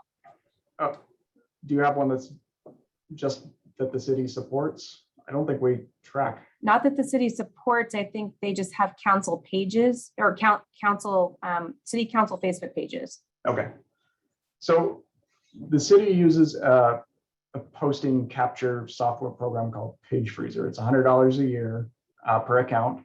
And I think currently we're only doing Councilmember Wook's account with that. And it basically captures everything that's ever done on your account. There's some issues. Capturing all three. Are we? No, it I'd should, have to look. but it's not. I think it's only capturing one, but if any council member has a council page, it should be capturing all of those pages. Yep. So we will need to get that set up for everyone that is doing that. I guess that's Councilmember Rodenberg and Councilmember Denson. This is kind of something that council needs to determine on their own if they want to have these city sponsored accounts or if they want to only have personal supported accounts. It kind of is up to council how they want that run. If it is a city sponsored account, then the information going out on it really needs to be informational information and not council member opinions or it shouldn't be anything that's not reflective of the city's stated policy and direction. And I think that says that in here. Let me see if I can find that.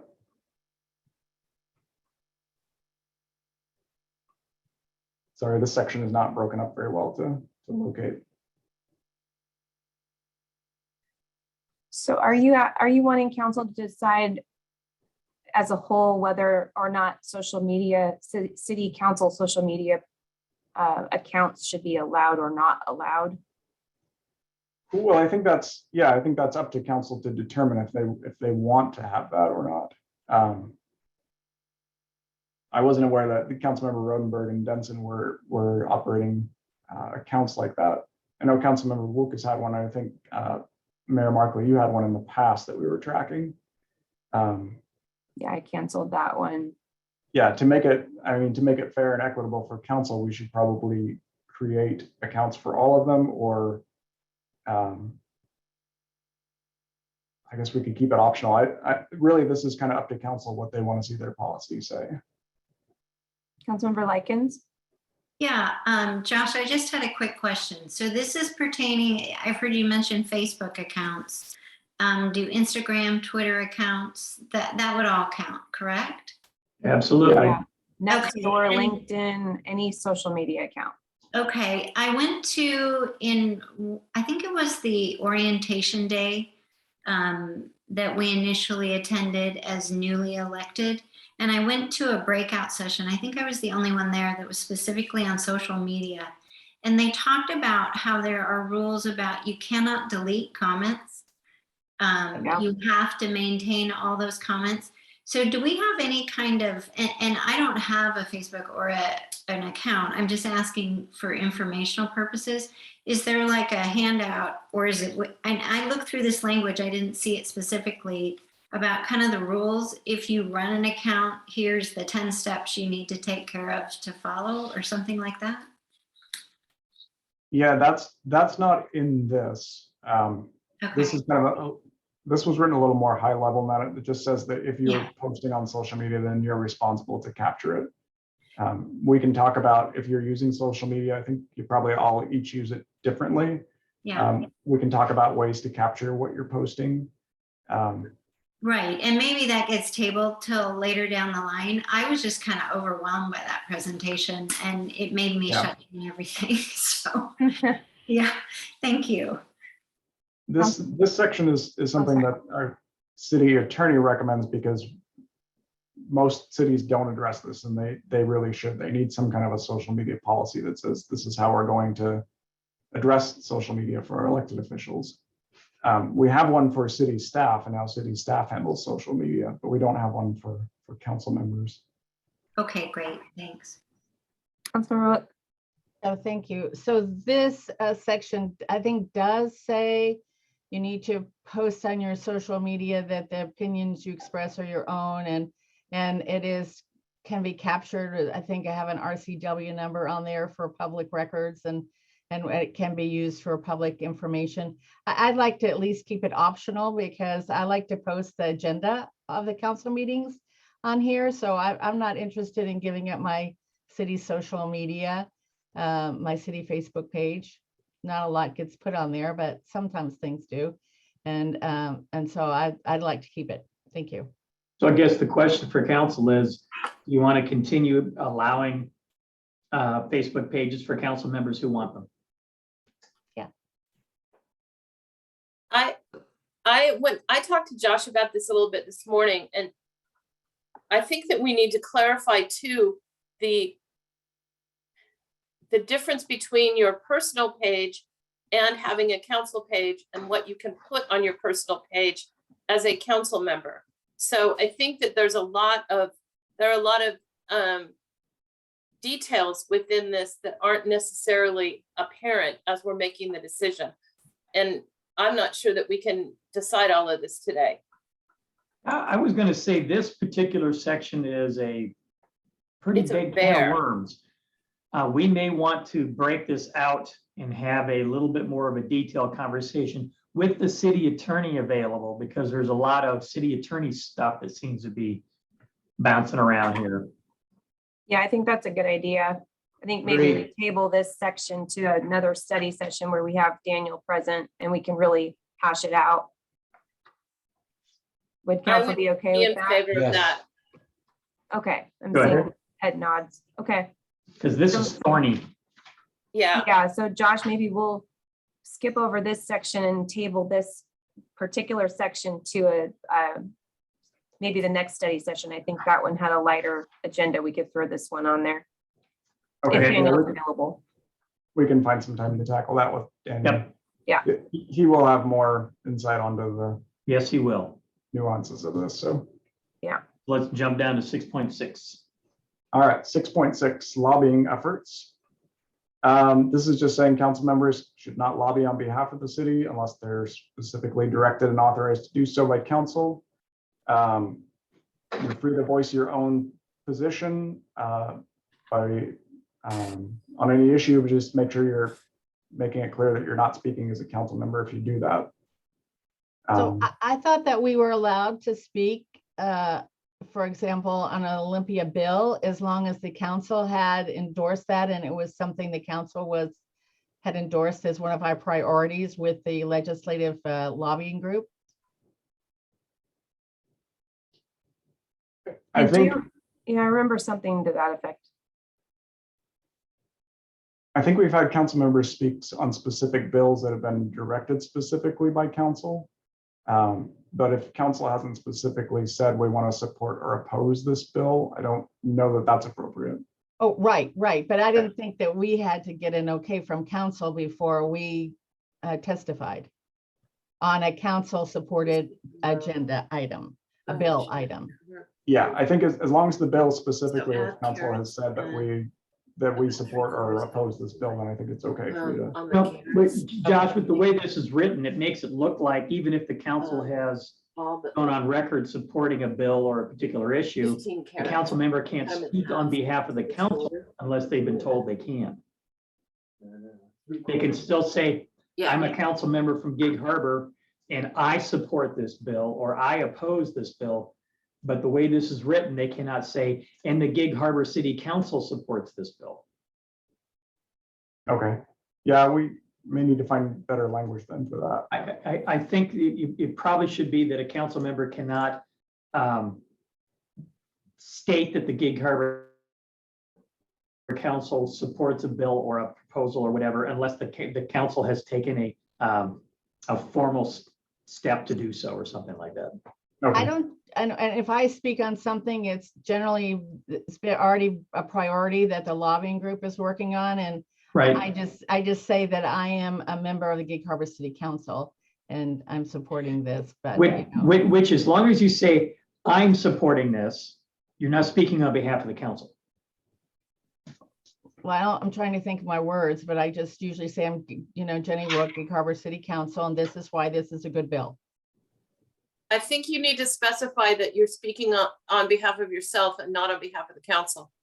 But this is a bill, that's not what we had said before, that we said that if it was a bill that our lobbying team was working on, that we could indeed testify in favor of that.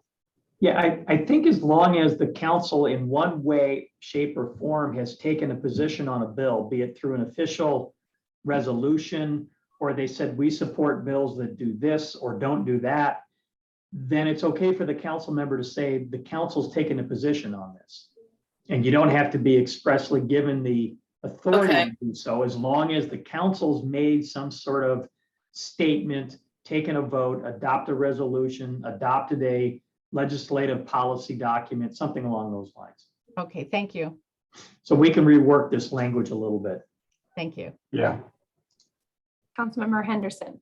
So this lobbying efforts, paragraph 6.6 doesn't preclude any of us calling up our representatives and just chatting with them on things? Not at all. No, Okay. not at all. Councilmember Likens. Yeah, I just wanted to specify, because during the legislative session, we got requests to sign on to things, and there were things that I wanted to sign on to. And I think I was like, should I sign on? Should I not?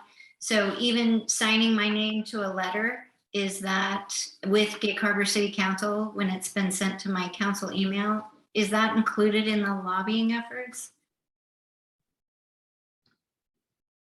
I would argue that if you sign a letter that identifies you as a Gig Harbor council member, you're expressing your opinion. Okay. You're not representing the council, but you are identifying yourselves as an elected official. Okay. Okay. Thanks. What I want to do is strike a really good line here. or balanced so that council members can express themselves. And they can do so by letting the public know I am an elected official. We just want to make sure that if the council hasn't taken official position on it, it's clear that you are expressing yourself as an individual who happens to be an elected official. Councilmember Henderson. So along with the social media topic, is this a topic we might want to talk with our Office of Council? on as well? I think Josh and I can rework this a little bit so it says everything I've been trying to say. Okay. Yeah, we'll take another crack at this one. The second paragraph on this section just is a reminder that you are not allowed to tell residents or that they should contact their legislatures on current legislation. So that's a line that they don't want you to cross. And that's an interesting line because it's one thing to say, call your representative and tell him or her to oppose this bill. And it's another thing to post the phone number of the office of the representative and not tell anyone to do anything with it. Just say, here's Representative Call Deer's phone number. Yeah. But as soon as you start saying, and let her know how you feel about this or that, then you've violated this RCW, which I didn't even know existed until Josh showed this to me a few weeks ago. Yeah. All right, and then the last section in this, responding to emails sent to mayor and council at gigharborwad.gov. So we've heard some concerns from council members that they want to make sure that people that email this email group are getting responded to. So we have set this up that it will be the responsibility of the mayor to see that that happens.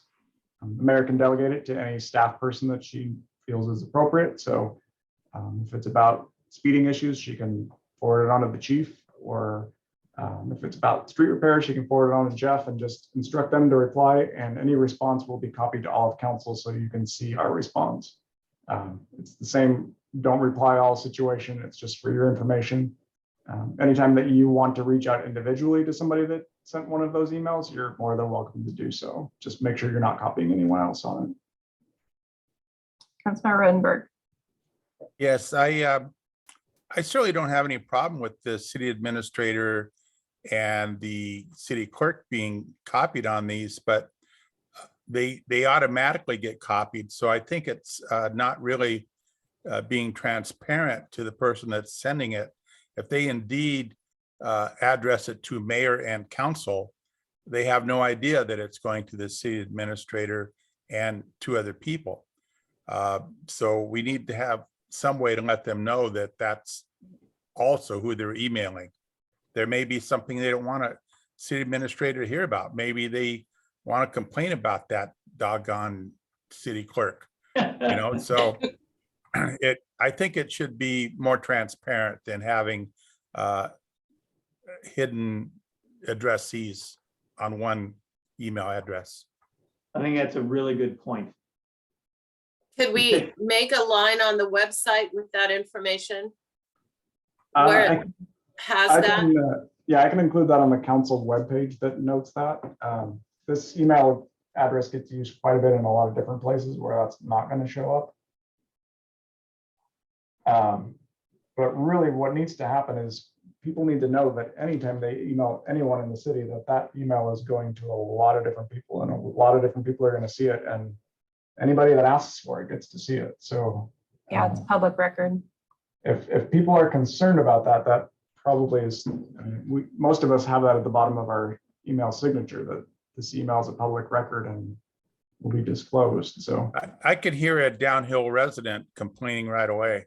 Yeah. Councilmember Henderson. Thanks. If we individually respond to any email, do you, Mayor Markley and City Administrator, want a copy or CC from us on that? I would appreciate it. Okay. You want to put that in here that says? I don't know that that I needs to don't be a necessarily. requirement. Yeah, You don't I have think to. you need to do I that. don't require that you guys send me every response. I get enough emails. So if Tony wants a copy, go ahead and Yeah. CC Well, Tony. I don't want to be told that I have to do that. No, you don't. I would do it as a courtesy, but Yeah, if you don't want tell when me who I'm appropriate. gonna eat. When appropriate. if you want to do that, please go ahead. And anytime so in the future, going forward from this, when I respond to an individual that has emailed, I will send that to all of you. So you all know that I've Yeah, we see responded that. and you can see what I think I had one a couple days ago. And that way, you know that someone at least has responded and given someone information. And so that then you can decide if you want to send your own individual reply or not. And you don't have to wait to see my reply before you send a reply, but I will let you all know, I'll copy you all on my reply, but I don't expect that from the rest of you. You can send that to whoever you want. That's really helpful. It was really helpful. All right, we're getting there. Article I have one 7. other thing. Oh, okay.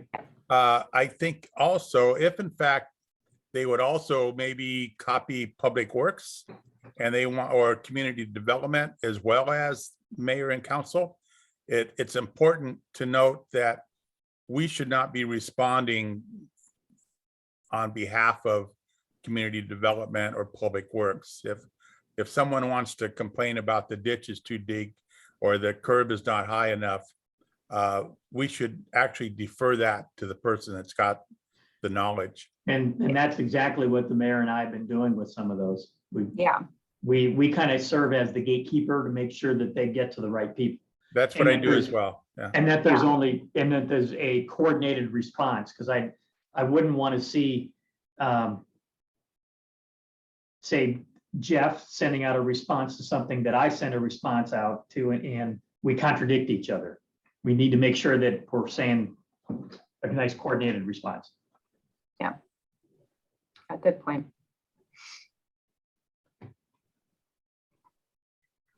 All right, Article 7 is the proclamation policy. This is something that we've never had at the city that we've been needing for a while, I think. So proclamations, the way that I've written this is just kind of based on the city I worked at before and some other cities. Kind of the key delineation between proclamations and resolutions is that proclamations are typically proclamations of the mayor and resolutions are resolutions of the council. So they kind of do similar things, but one comes from the mayor, one comes from the council. Council has the ability to set the policy for the proclamation, which this does, and kind of give a general outline on how the form that policies or proclamations should take. And this, we've kind of generally just broadly defined it to say a proclamation should pertain to a Gig Harbor event, person, organization, or a cause with local implications.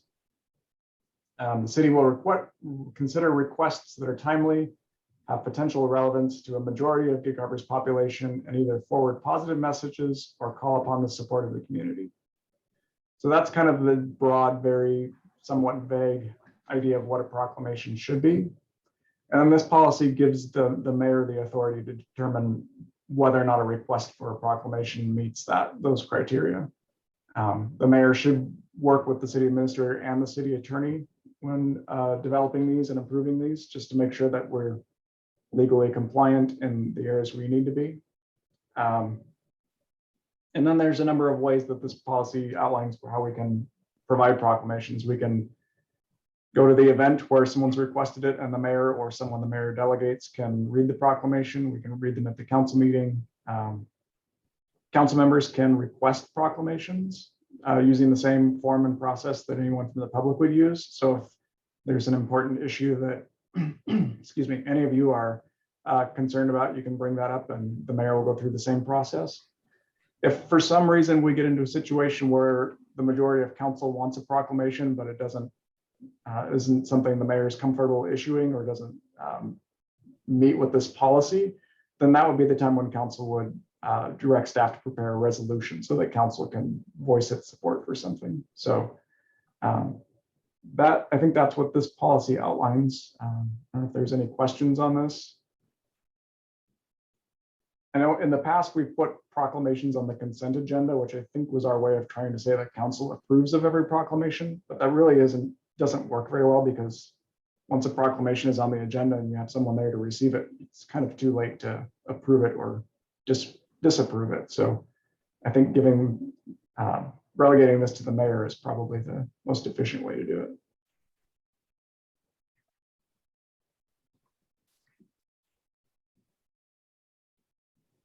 So it looks like I might have worn you all out. Oh, you spoke too soon. Councilmember Wook. So first of all, Josh, this was an amazing amount of work. Thank you so much. You've put a lot of thought and effort and work into this, and kudos to you. So thank you so much for putting this together. And then talking about the entire council guidelines and things, I'm wondering, there are two documents, the vote tracker page and the quarterly budget review. Would it be appropriate to put in here somewhere that these are documents that the council wants to make sure happen? The quarterly budget review has its own policy already, so I don't think we need to do anything with that. Okay. The vote tracker page, I don't know where that would fit in here. I think it needs to be, the vote tracker page needs to be more than just, yeah, it's a good idea. Because someday none of us will be here. And I think we all like the vote tracker page and would like to see it continue. So if it doesn't fall under council guidelines, it wouldn't be a guideline to have a vote tracker page? Yeah, I think it could fit in here. I'm just trying to think of where would be a good place to put it. Or What about putting it into the section 2.5 voting? Oh, there. We could just add a paragraph that says all council votes shall be tracked via the vote tracker or similar system. Thank you, Tony. Works for me. I want to make sure it works for Josh. Yeah. yeah, well, the vote tracker unfortunately is one of those things that kind of got shelved when we went to a one-click system a few months ago. So we will hopefully get that caught up again soon. Starting Monday, right? Yeah. After about a dozen other things. Yep. Yeah. The new deputy clerk starts on Monday. I know, it's exciting. Yep. I'm going to miss her at Pierce County Regional Council, but there you go. Councilmember Henderson. Thanks. No, I just also want to echo my thanks to Josh. It's a lot of work, and I know probably Tony and even you, Mayor Markley, had a hand in this. So I want to thank all of you for doing this. This is a ton of work at a very busy time. So thank you very much. The mayor and I read through Josh's work. We talked a little bit. He took all your direction, and he's done a fantastic job with it. He did well. Yeah, 99% Josh. Absolutely. Well, when this is done, it makes all of our lives a lot easier and a lot right. Yes. Yeah, a lot more efficient. So, all right. It sounds like for this that maybe we need to do another study session on the social media item. Yes. Yeah, on social media. All right, I will talk to Daniel and see what time he has for that. Okay. And then the plan going forward is to do first reading of the ordinance repealing the standing committees on the 11th, and then we would bring this resolution in conjunction with second reading so that we're repealing the standing committees at the same time we're adopting this. So we'll have to get this on a study session before then. Yeah. The social media. April 25th. Okay. Okay. Okay. Yeah. Any other comments or questions from council? Good work today. Yeah, thanks for hanging in there a little past our time, but this is really good work and appreciate all of your input very much. With that, no other comments? Oh, one comment, unless it's a motion to adjourn. I move to adjourn. I second that. Is there a second? Yeah, it's dinner time. I want to Okay. continue. You stay all Or by you can yourself stay on then. as long as you want. We're all going home. You make us dinner, Lee. Okay, meeting is